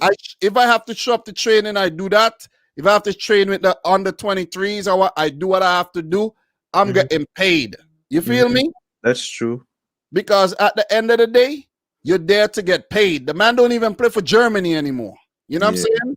So if Ozil wants, see out the contract, collect the money, and if he wants to go to Turkey and play when he's done, be my guest. But the man has a right legally to do what. But I think he is still good enough that they should have been playing him. They should have been playing him still. Even if he was going through a bad patch, play him. He would have got form. Yeah, or even on the bench, like in the last 15 minutes of the game, you cannot tell me that Mesut Ozil wouldn't come and change that game or try to have an impact to get a goal. It's a personal vendetta against one player, and maybe we don't know what's really going on. We don't know, man. But guys, it's not just him. It's not just Arteta. It happened with Emery too, so it must be somebody higher. Look, it's something. We don't know what's going on. And somebody needs to leak it out and let us know for sure what's going on. Because look at Xhaka. He cursed the fans, and look, he's still there. Yep. He even got the armband back in some of the games. Yep. You see what I'm saying? So look, we have a $5 super chat here from Michael Ramsey. He says Ryan is talking rubbish. Rodgers is a rubbish coach. Only madman by Benteke. Trust me, man. Rodgers is horrible, man. And I was telling a Liverpool fan the other day about. I always talk about the Benteke thing, you know. And the price says maybe Liverpool may have paid a little less at the end. I don't know. But if you go to if you're on Transfermarkt, the site we're on right now, it says that Liverpool paid 45 million euros or so for Benteke. Yeah, something. And he was garbage, man. But he was on fire for Aston Villa. Still. Yeah. he was, you know, you could put Benteke and Balotelli at Liverpool in the same boat. Yeah. Row your boat gently down the stream. Both of them rowing. Yeah, I mean, we've had some terrible buys over the years. Andy Carroll was another one. Yep. Yeah, we've had a lot. But you've improved. You've improved your business lately. Yeah, we've had a better manager, you know. And I saw something recently that said that like it popped up on my phone today that City, they have to question the signings they're making or something. It's probably here. Yeah, you got to question the signings. And I'm like, you never know. I don't know. Maybe it's just City's transfer policy that they're not going. For example, City needs a backup striker. Why not go in and get Cavani? You know what I'm saying? Yeah. He's only 33 like Aguero, but that is not City's transfer policy. Yeah. And I heard the man, the chairman Khaldoon, I heard the interview. The man said they're going for players between 21 and 25 years old to build for the future. They do make a little exception sometimes, but mainly it's 21, 25. So why not go for Watkins? You guys don't really go to the championship. That's the other thing. That's the other thing I'm trying to. Why not? Yeah. Why not? I don't understand. Look, you have Angelino scoring twice for Leipzig in the Champions League. Why you let him go? Because Pep shocked when you let that guy go. Shocked. Bro, Pep treat people right sometimes. Look, the man was doing well at PSV, right? First of all, City Group had him. They sold him to PSV. He was at NYFC. They sold him. Then, because he went to PSV and did well, let's bring him back. Yeah. Bring him back. Don't give the man a good run in the team and then loan him out. He go to Leipzig and How could you be starting for a team that got to the semi-final of the Champions League, doing well in the Bundesliga? Bayern can't even beat them in the last couple of games, and you let him go, and we have a left-back problem. Does that make any sense? No. And if you're playing Mendy over him, that's madness. And that's what was going on, man. Players need to be taught a lesson. If you ain't playing good, you're going to get dropped. Look, the way Cancelo is playing. I don't know if you watched the City game recently. The way João Cancelo is playing, Cancelo has to play every game. I don't want to see Mendy. I don't want to see Mendy on the field again right now. Yeah, he should have been playing in the first place, man. Look, once Cancelo playing the way he is, I don't want to see Benjamin Mendy on the field right now. Seriously. And that's the thing. What Pep is going to do, next game, you might say Zinchenko at left back. Yeah, oh, that's the thing too. That's the thing. As you mentioned, Pep and all that work. I think Mikel Arteta, he has a bit of that Pep syndrome where he likes to tweak a bit. Because he in the game before, he had played Willian as a number 9. Yeah. And then he came into this game playing Party and stuff. And like, why would you put Aubameyang on the right? When he never plays on the right. He's been scoring all the goals from off the left. Even if you're going to move in from the left, put him in the middle. Let him go through the middle. Why not scored on the right? If you're going to make those changes, put Aubameyang in the middle. Yes. Put Pepe on the left or right and play Nelson. What happened to Nelson? I don't get this. Look, remember when Arsenal beat Liverpool? Who was there? Nelson. What happened? What happened to the young man now? I don't know. Maitland Niles, the same thing. Exactly. It's crazy, man. They like to tweak a lot. Pep and him. You're just hurting up the young players' feelings like that. That's all they're doing. You feel me? Listen, these guys are these teams have money to waste, bro. Why can't they forward like a little $100,000 to you and I, bro? Seriously. No, but it's joke. We all, especially like Arsenal, they had so many teams drop points. I don't know where they would have ended up if they had won that game, but I am sure they would have been in the top 4 if they had won that game. And with all the injuries Leicester had, I mean, Fofana looks a bite. Fofana, he was awesome. But they should have won that game, man.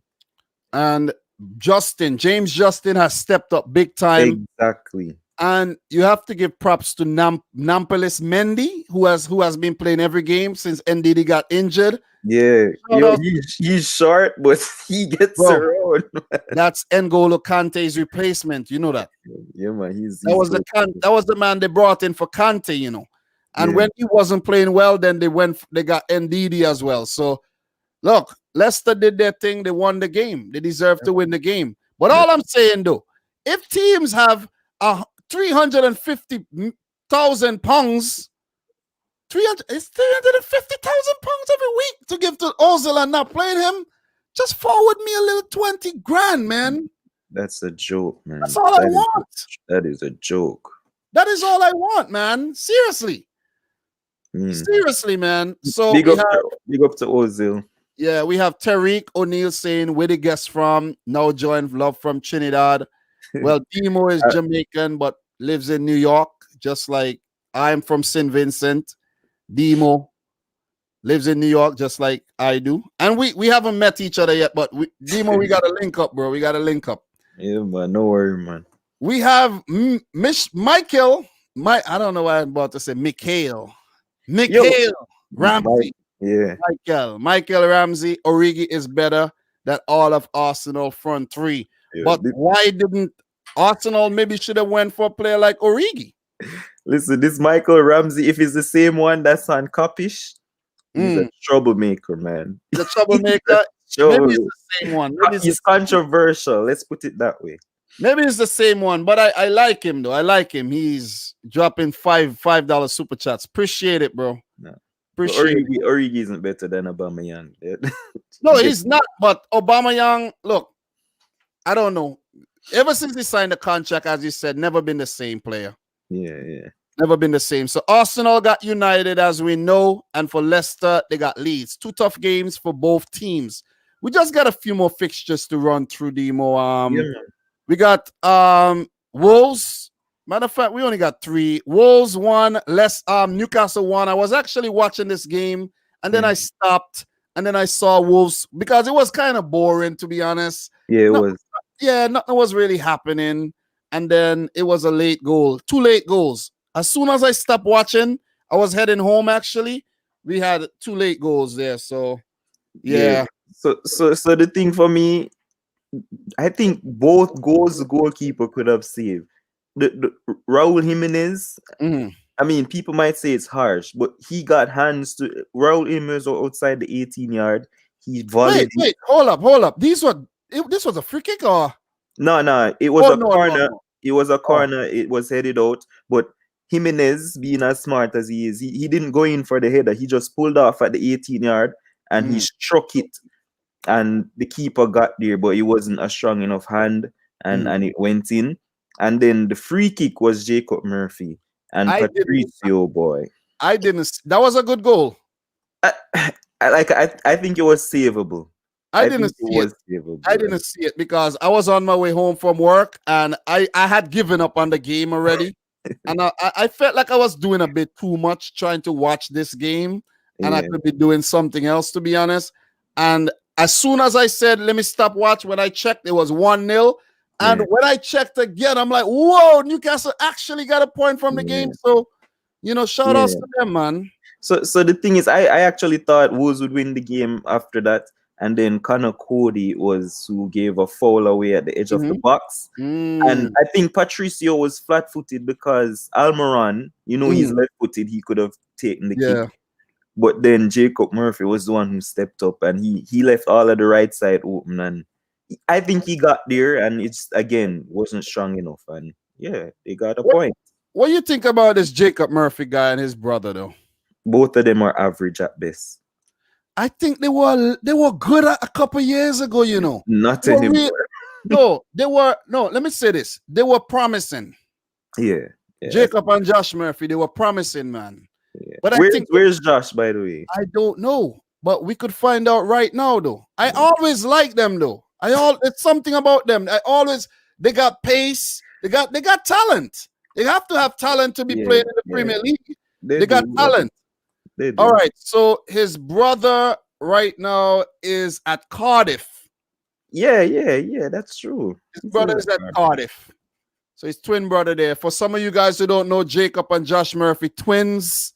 And I've been following these players. So it's nice to see him pick up a goal there.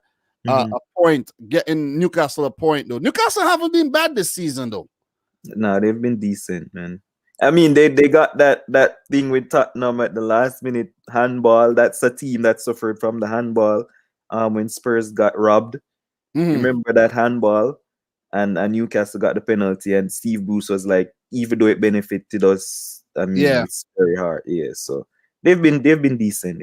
And they don't even have their number one goalkeeper. And Darlow has been doing a good job in goal, to be honest. Exactly, yeah. And they've been suffering a few setbacks with injuries as well. So, but Saint Maximin, man, is yeah. Oh, a baller, man. That's the guy that's a player that gets you excited, man. Saint Maximin, man. Yes. I think you have a super chat. There's another one. Yeah, Another one. Michael Ramsey. Wow, I thought that was the same one though. Nah, he's still talking about that. Origi is a pressure player. Aubameyang, who is bang on average. I can't agree with that one, but he has been bang average this season. But he has been really good. He has one of Arsenal's first quickest players to 50 goals. He did the damn thing at Dortmund and before that as well in the French league. Where was he playing at? Lille, right? Lille. I think he was at Lille. When before Dortmund? Yeah, something like that. Yeah, I think it's Lille. Yeah, I think it was at Lille. So look. Origi. We need to see more of Origi, and Klopp obviously don't believe in Origi anymore. Don't even get me started because who basically won Liverpool the Champions League, or one of the biggest people to help Liverpool? It was Origi. It was, and he was the one who helped us keep pace with you guys too when we lost the league by a point. Exactly. Came on, and you remember that Everton one that Pickford put on the post, that bounce off the post. Origi. That last minute goal against Newcastle when I think Trent was gonna kick the corner and Van Dijk said no. Origi. Origi. But you know what? Origi got a little too carried away. He gonna dye up his hair, blonde up his hair and all. He should have just humbled himself. Man, no, I don't think I don't know if you have the time for me to go through the Origi thing. Bro, but he should have he should have humbled himself, bro. I think he felt like he was a superstar. Clap say, boy, sit down. You're not ready for this yet. It's just a little conspiracy theory. I don't know if you I like to because look, sometimes if you just relax, maybe it might be better for you. But when you want to put yourself out there, sometimes it works against you. Yeah. For like me, I like to these days. Before I used to like when I'm at work, I used to like be a loud mouth. I don't care if I'm in spotlight, whatever, blah, blah, blah. But then I realized it was getting me in a lot of trouble. So what I started doing, I started going to work, punch in, punch out. Nobody know I'm there. I'm just calm, cool, slip in, slip out. And it worked out for me a lot better. You see what I'm saying? People say, whoa, you here? I haven't seen you. I'm like, nice. You know, so maybe that could be something. I don't know. No, I don't know. That's why I always say with Pogba, you see, he wasn't putting in the hairstyles and now he's back with the hairstyle again. Clear. So look out for Pogba. Believe me. I'm looking. Remember, I told you that. But look, one of the best starts for Wolves, one of their best Premier League starts. They're not doing too badly, but they should have finished off this game. Again, give away a free kick. I didn't watch the end of this game, but give away a free kick that became, detrimental. And they paid the price. They have to look at it as 2 points dropped and not 1 point gained. Definitely. You know what I mean? Especially with Newcastle missing all, Shelby and all them guys. So they shouldn't have get nothing out the game. Yeah, that's 2 points dropped for Wolves, especially at the time when Jimenez scored. They should have closed the game up. Exactly. So for Wolves, they play Palace next, and for Newcastle, they play. Who do they play? They play Everton. That'll be a good game. We have to look the Premier League. That's what I like about the Premier League, man. You never know. You never know, man. Unpredictable, man. Yep. You never know. You know what I mean? So it's Arsenal beat Liverpool. They beat City. Then Leicester beat Arsenal. Then Leicester beat City. Then Leicester lose to Villa. Well, exactly. You don't even know what's going to happen, man. Look, Fulham 1, Palace 2. Fulham's been looking better, but Palace, they came out. They were more direct. Jairo Riedewald, he got his first goal ever for Palace since he signed a few seasons ago from Ajax. I remember him at Ajax. And it's nice to see that Roy Hodgson is finally giving the man some game time. Yeah. He is one of those kind of total footballers because he's Dutch and he could play anywhere. He's one of them guys and he's still only 24. You see his position? Center back. He was playing midfield. He scored. Yeah. But wasn't it what was the coach before Hodgson? He was the one who froze him out. The Dutch coach. What's his name? It was Frank de Boer. De Boer, yes. Yeah, Ronald, one of them. Also twins. Yeah. I think it was Frank de Boer. Yeah, Frank. It was Frank, actually. He was the one who froze him out, man. Well, he got frozen out himself. Lost his first 4 games and got sacked. Yeah. But he's now the manager of the Dutch national team, so. Not doing too well there either. But still not doing too bad for himself either. Yeah, that's true. As a little boy, you're watching, Dutch football and you're like, okay. You know what I'm saying? Yeah. All right, so we have Michael Ramsey again. He says, Dom, stop it. Klopp is saving him from the second half. Oh, he's saving him for the second half of the season. Enough games to play. Chris Gale was the one who said Origi is better than Arsenal front. Okay. And shout outs to Chris Gale, though. Shout outs to Chris Gale. How about that man, Chris Gale, though? Wait, you watched the IPL? No, I just follow. I don't watch. Yeah, I don't watch. I'm a weird cricket fan these days. I don't watch cricket. I just follow cricket. Yeah. And I watch football. I got you. But I know everything that's going on in cricket almost. I just watch the scores. I'm like, oh, okay. Yeah, Chris Gale made another 50 today, which is good. Yeah, but all right, I'm not gonna take it over, cricket. But just address Michael Ramsey about the Origi situation. If Origi doesn't play against Michelin, if he doesn't play that game at all, I think his time is just done. There was a time Origi wasn't even in the match day squad. He didn't get used off the bench in the Champions League. You're bringing on Minamino and all of these things. And I'm like, what has Origi done that he cannot get a game for Liverpool anymore? Bro, it doesn't make sense. Bro, it's all about business. All about business. You bring on Minamino, you make the new fans, Liverpool fans you have in Japan happy. It's all about market value. Minamino. Who wants to see Origi? You think about it. Nobody. But when Minamino come on now, if he scores, Minamino score. He's doing great. Jota, just come. He's way above the pecking order than Origi. Yeah, Origi should have been the man when you're rotating. He has to come on the left or through the center. You feel me? Yeah. I know Firmino does a lot of work and a lot of link-up play, but believe me, if he was playing for another club, he got dropped a long time ago for not scoring. Because he's playing as a striker and he should be scoring more goals. And he popped up with one, and it's a collector's item these days. But look, let's not stray too much on that. Palace 2, Fulham 1. Zaha with an assist, Zaha with a goal. Zaha strut his. Look, when you talk about players like St. Maximin and Zaha, how are these guys playing for those clubs? Zaha is inconsistent. I think that's why he's very inconsistent. But hear me now, hear me. You're inconsistent because you're playing for Palace. That's a very good point. If you're at a club where you're not, all the focal point is not on you and you could do your thing. Imagine Zaha. Why City never went in for a man like Zaha? Think about it. Yeah. He would have been the price so tag, good. the price tag that price tag my ass, bro. They wanted like 70 mil for him at the time when he was hot. Listen, you're talking about Manchester City, True. Listen, Demo, Man City can buy Messi, Yeah, that's true. They can buy him, but it's just how the things are set up. They just can't. But they can. You see what I'm saying? Look, we could go on all day, but this thing is just weird, man.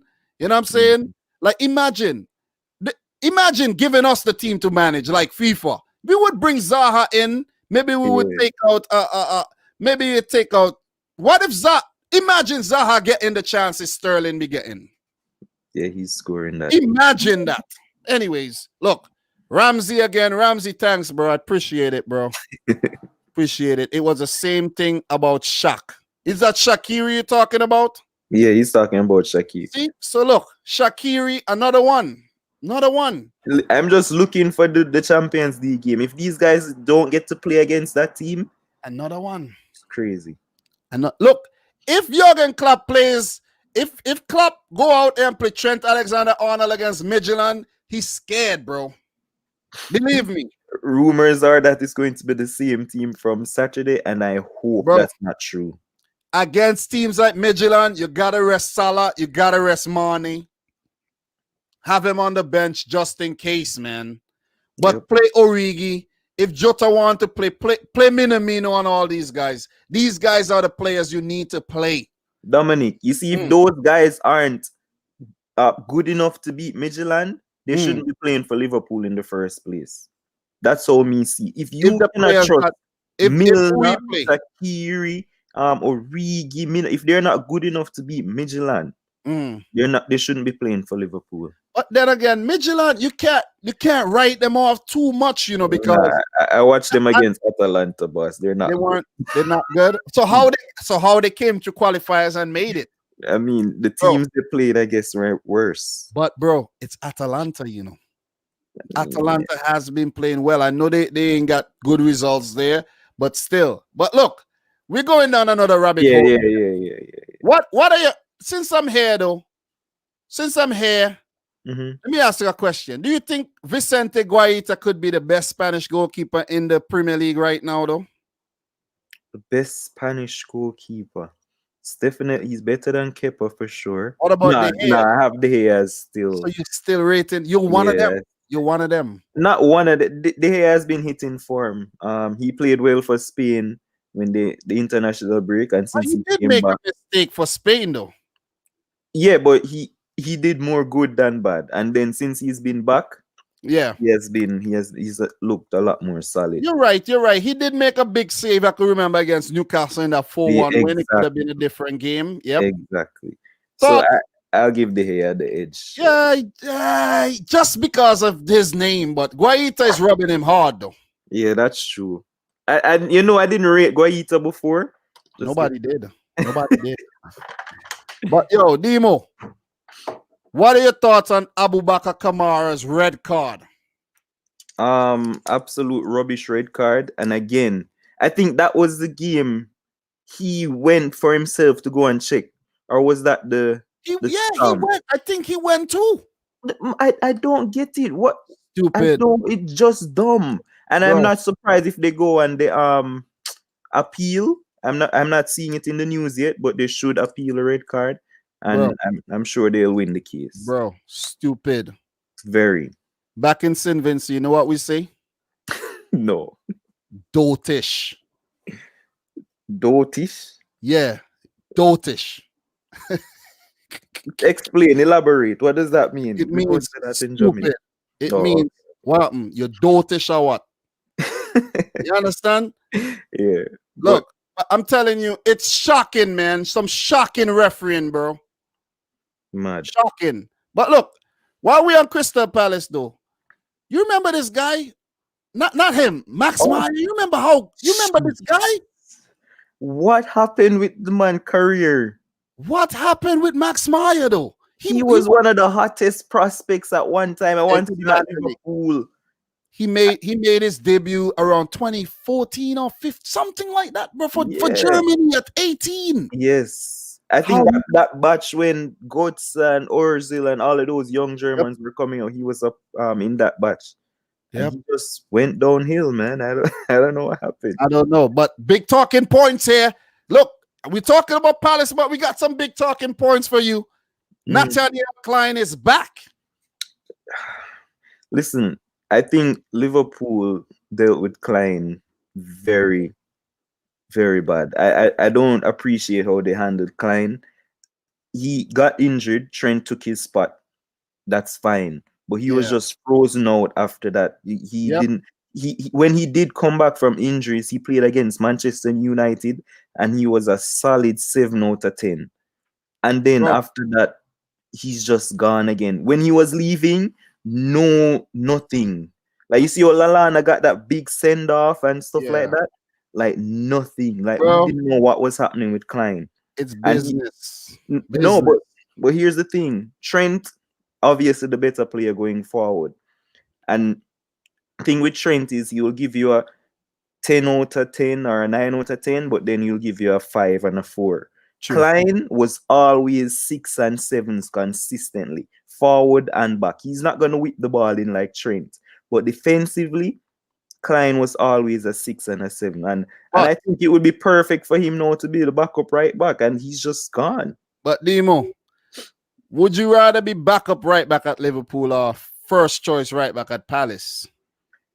Think about it. Because he's one ever. I don't know if I don't know. Because you said you said the man was 6s and 7s. So Klopp is looking at him like, you're 6s and 7s, you need a here nor there. But Trent is gonna give me a 10 or 9 or 8 sometimes, and an odd 5 or 4.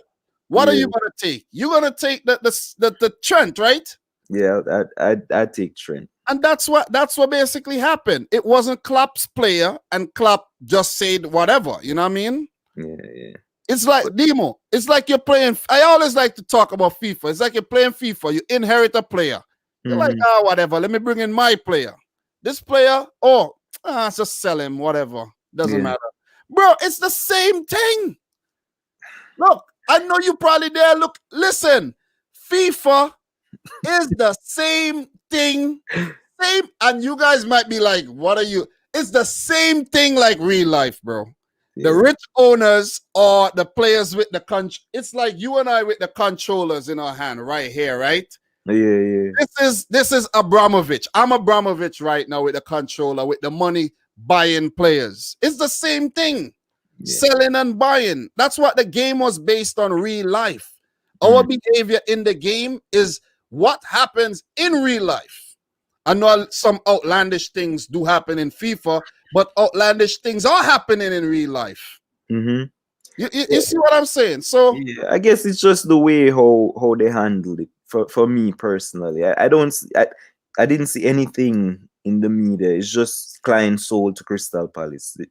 That's it.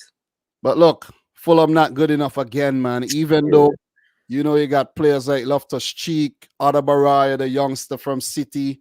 They have Lookman looking really good, but Mitrovic isn't scoring. And when you have your forward if you had Mitrovic scoring a few goals so far, it would have been a whole different situation for Fulham. But if the man, your main man, not scoring, what you think gonna happen? Yeah, that's true. And Scott Parker, man, I feel so bad for this guy, man.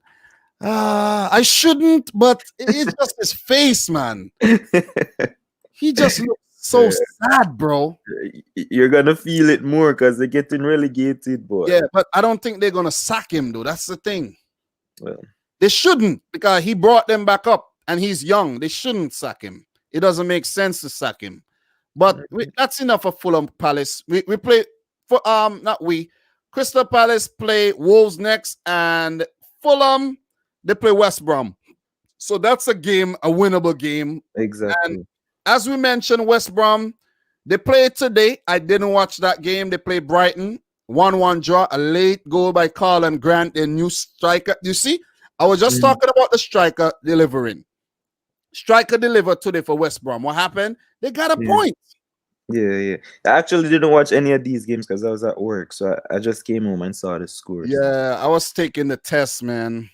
I was taking the test. So not Palace.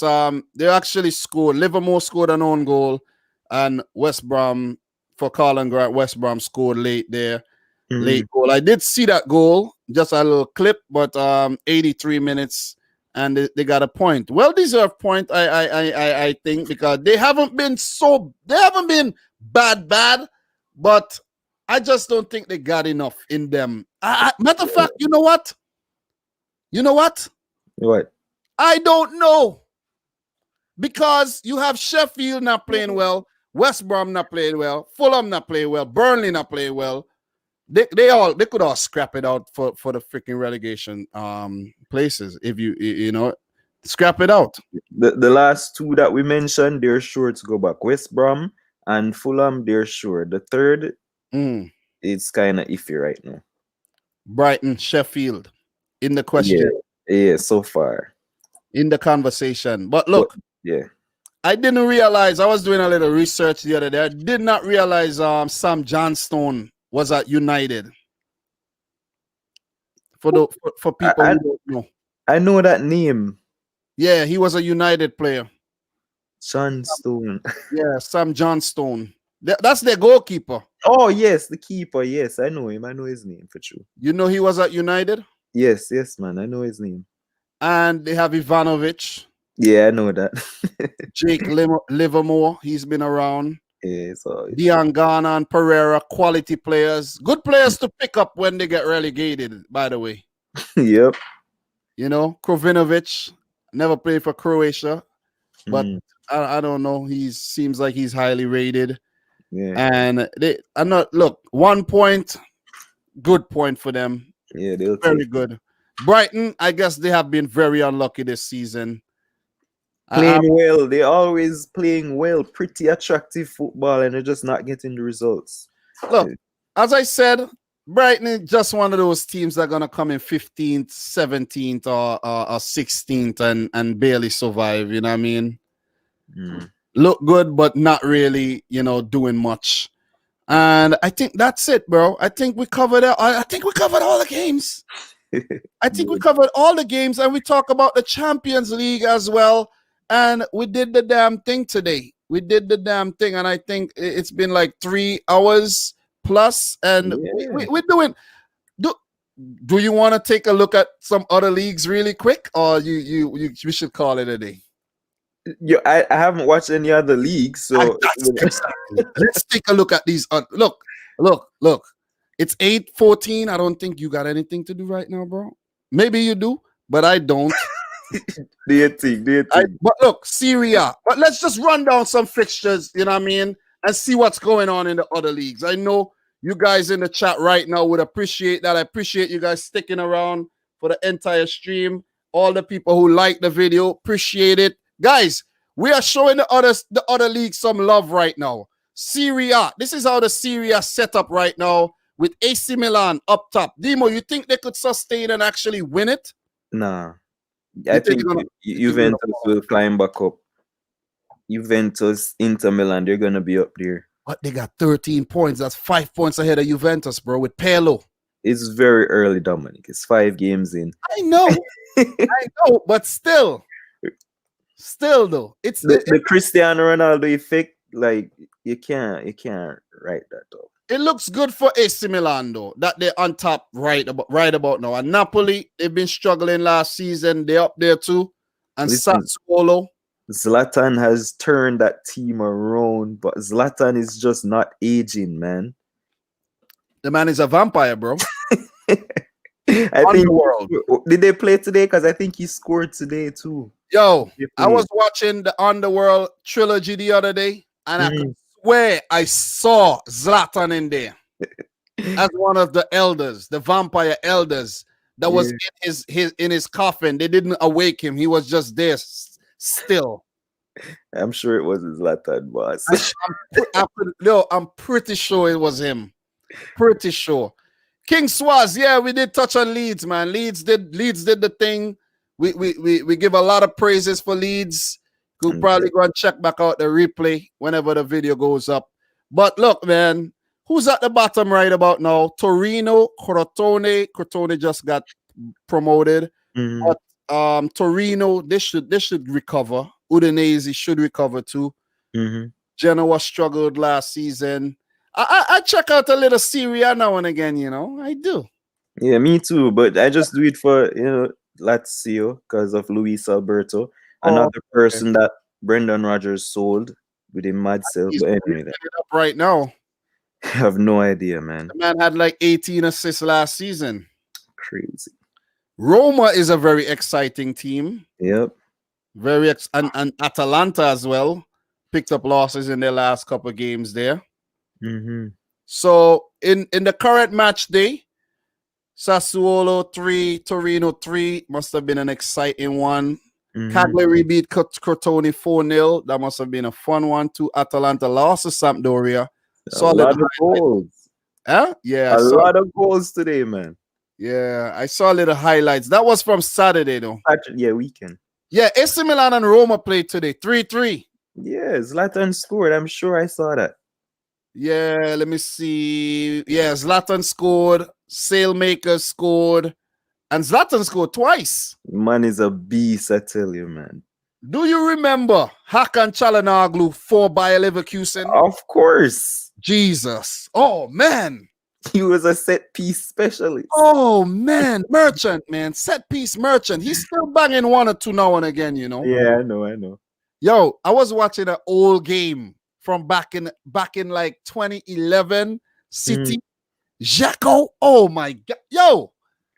I used to hate Dzeko when you guys had him. Yo, he always scores. You remember when there was Dzeko, Jovetic, and Aguero at the same time? Yaya Toure, Silva.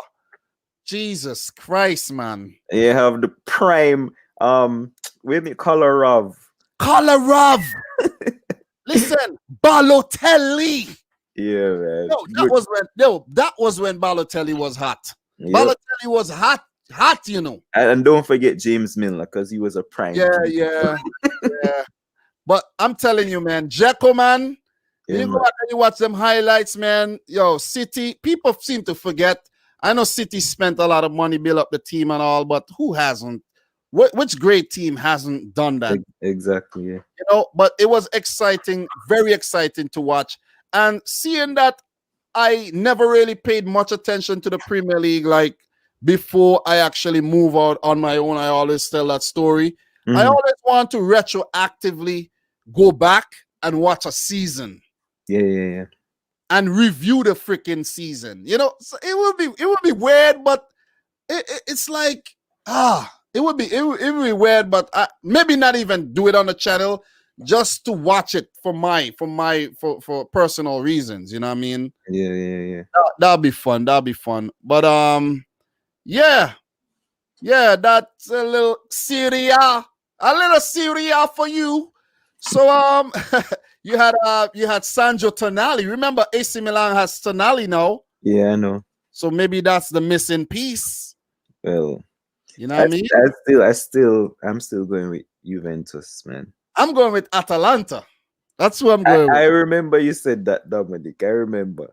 Look, that now happened, boss. One story. I remember, you know, like you're in the islands and you get back, like you get like barrel and little things from the States. Yeah. I remember a jersey with Toyota written in front of it. A purple jersey was my first football jersey I ever had. I could remember. It was a Fiorentina jersey.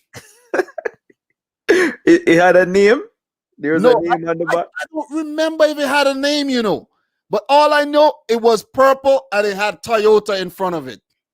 That's interesting. Yep, Fiorentina jersey. I don't know where it came from, but it came in a barrel or something. You know, but what's going on in La Liga right about now, though? La Liga. Who's on top over there? Who's on top? La Liga. Oh, we got Real Sociedad up top. Wow. That's a David Silva effect. The David Silva, the Mikel Oyarzabal effect. Yeah. I think Silva had an assist in that game, or he scored in a game recently. Europa League too. I think they did well in their Europa League game as well. Yeah. Yo, people always forget. You know, I was meant to talk about some Europa League games today, and I forgot. Oh man, I don't know how I did, but we'll touch on. I don't know, man. We always forget the Europa League. Always. Me too, trust me. Unless I'm in it, I don't know. Exactly. And we know you were in it recently. Recently? Yeah, remember you made it to the final? Tell me what you call recently. A few years ago. What was that? A long time ago, man. That was what, 2017 final, right? No. What was that? 2016. It was United that was in the 2017 final against Ajax. Yeah, we played Sevilla in 2016. I think remember that was Pop's first final. I remember that. Remember that. And we lost 3 finals back to back because we lost to you guys in the penalty shootout. I remember that. But look, Real Madrid second right now. And where's Barcelona? 12th. Sevilla 13th. You don't think it's going to be like that, right? No. It's still early. We're still early. Still early. But we have Valladolid at the bottom, Levante, Huesca. We know these teams are going to struggle. Celta as well. All these teams do struggle. Valencia, 14th, sold off a lot of their players. You know, you got a crisis going on over there. And the team that benefited from some of their players, Villarreal, up there in a Champions League spot. Atleti, they are 5th. Cadiz, team that just got promoted, beat Real Madrid, 6th. Very, very valuable points. Elche as well. These are 10 and 11 very good points. If they could sustain that, they could do that again. They could stay up. Yep. Yeah. Betis there in between at 10th as well.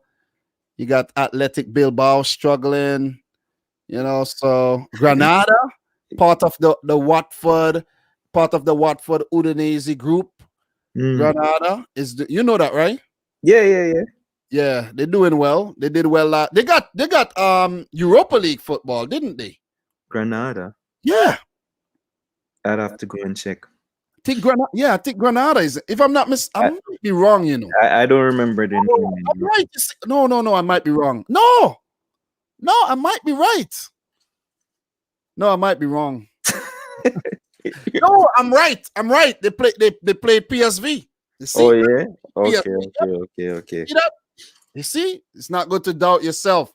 But on top of the goal scoring charts, I should have checked that. We have Mikel Oyarzabal with 4 goals.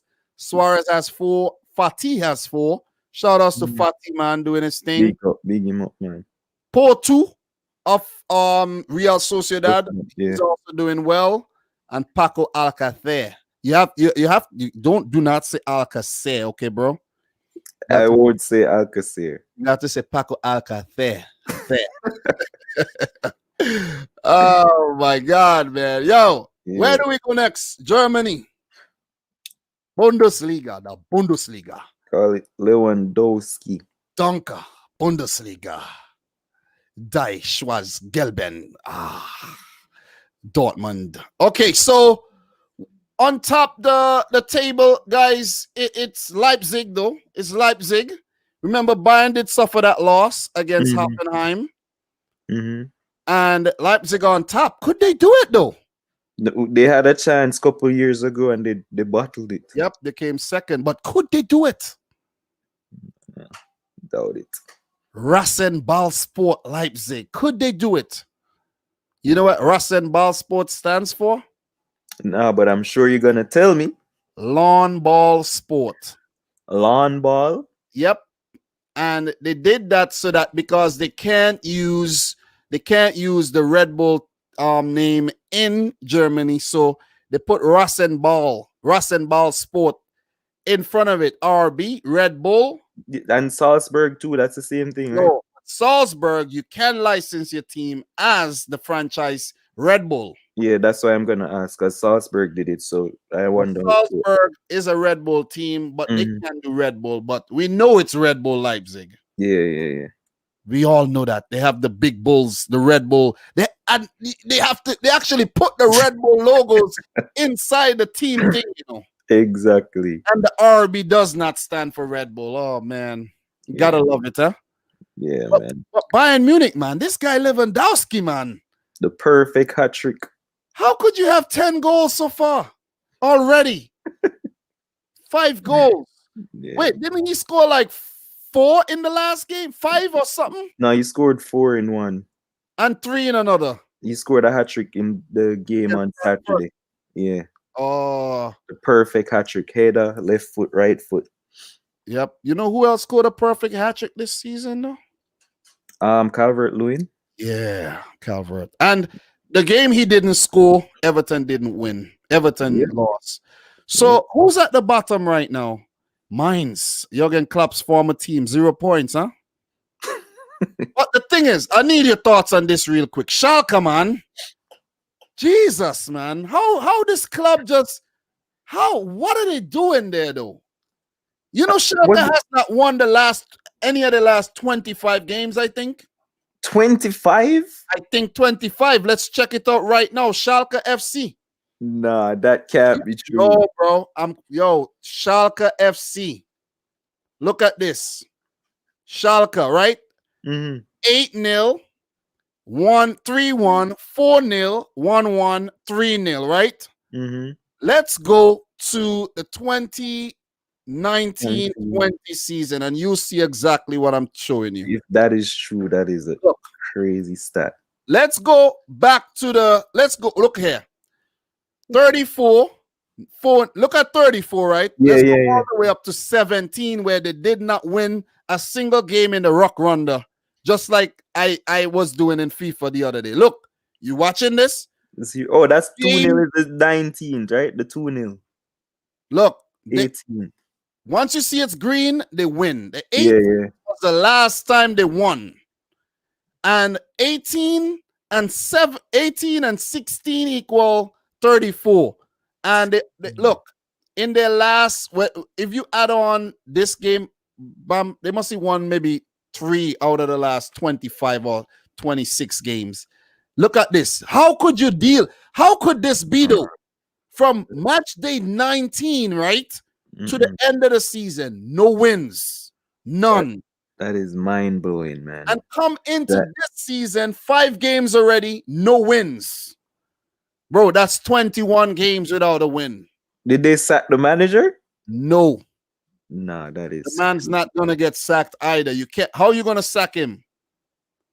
What? They did sack him. I'm like, whoa. They sacked him. But with results like that, of course. You know, it was David Wagner, right? Yeah, he was Klopp's friend. Whoa! I didn't even know this. When did this happen? I have no idea. But from results like that, wait, look, we're looking at the team right now. Where's the manager part? Where's the manager section? Manager, look here. Manuel Brom. I don't know who that is. What the hell?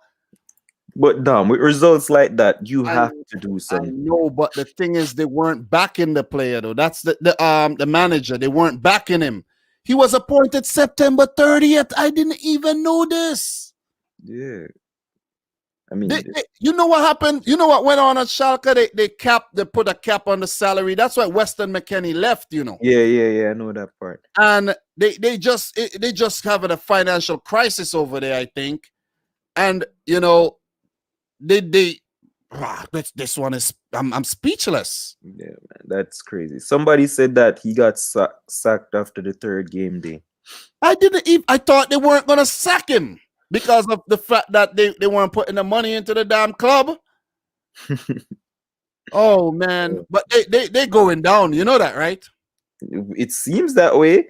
Yeah, that's sad though. That's sad. I remember when Schalke were a top team.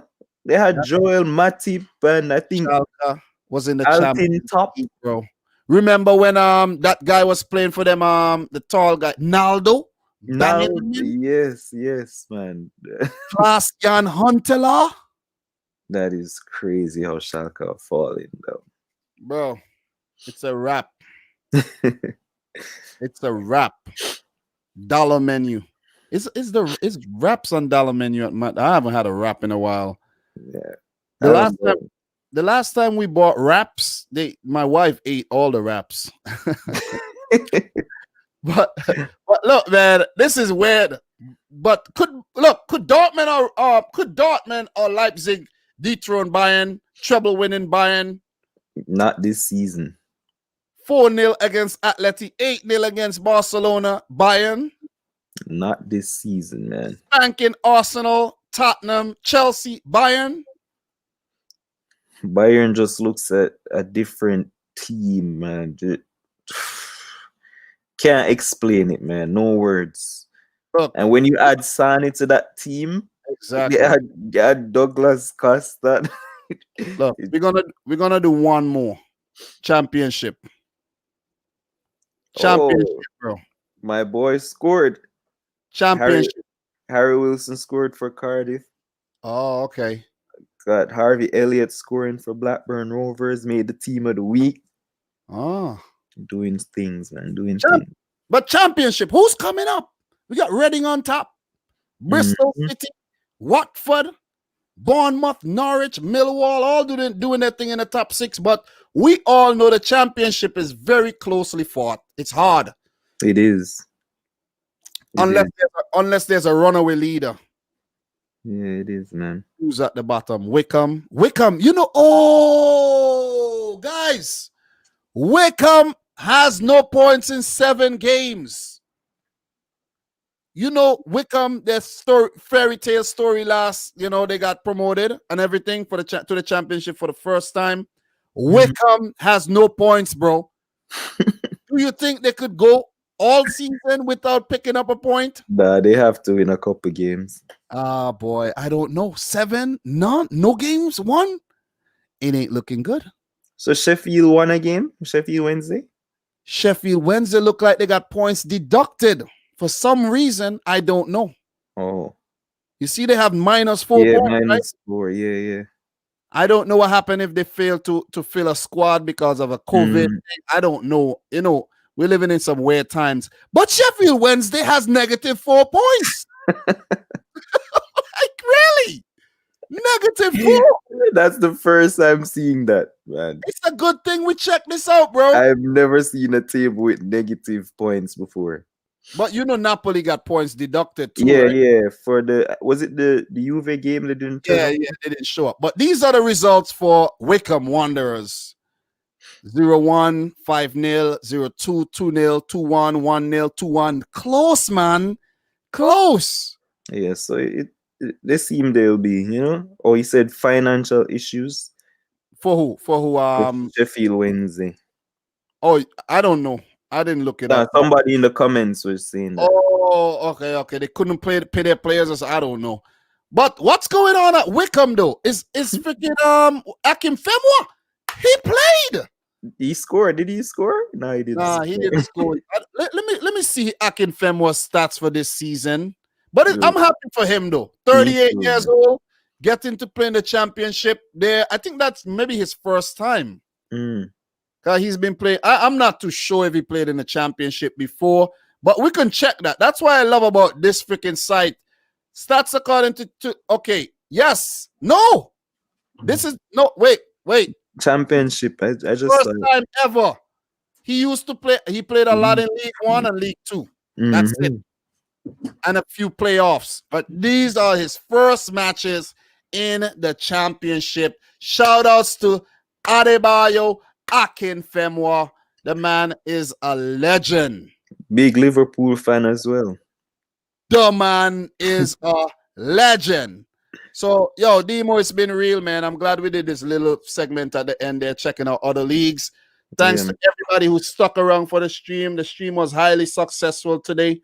Make sure you like the video. And not because we got a lot of super chats today. It was just a good vibe. Yeah, for real. You know, I know Ryan had to go. He has work. He probably didn't even get any sleep. He's probably watching the stream right now. But, you know, Demo, I appreciate you joining. You know, I can do this by myself, but it's nice when you have company. For real, man. No problem. Thanks for having me, bro. Appreciate it. Anytime, man. Anytime. Big up everybody in the chat. Continue to smash the like for Dom's channel. Big up on yourself. Demo, if you have time, you want to play 1 or 2 FIFA games? Right? Yeah, that I was just about to do that. All right, let's go. So, guys, thank you for watching another one. Demo and I are going to play some FIFA right now. You go and you have yourself a great morning, afternoon, evening, or night, wherever you are in the world right now. And join us again this Thursday. There'll be videos from me popping up here and there during the week. You know how I do my thing. I hit you with the videos anytime of the day, even 10 a day, 2 a day, or even none.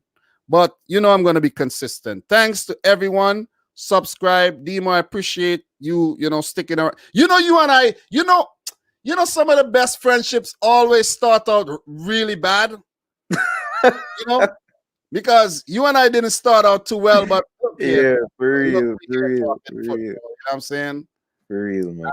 We're going to be doing this a lot more in the future. So, guys, thanks again for watching.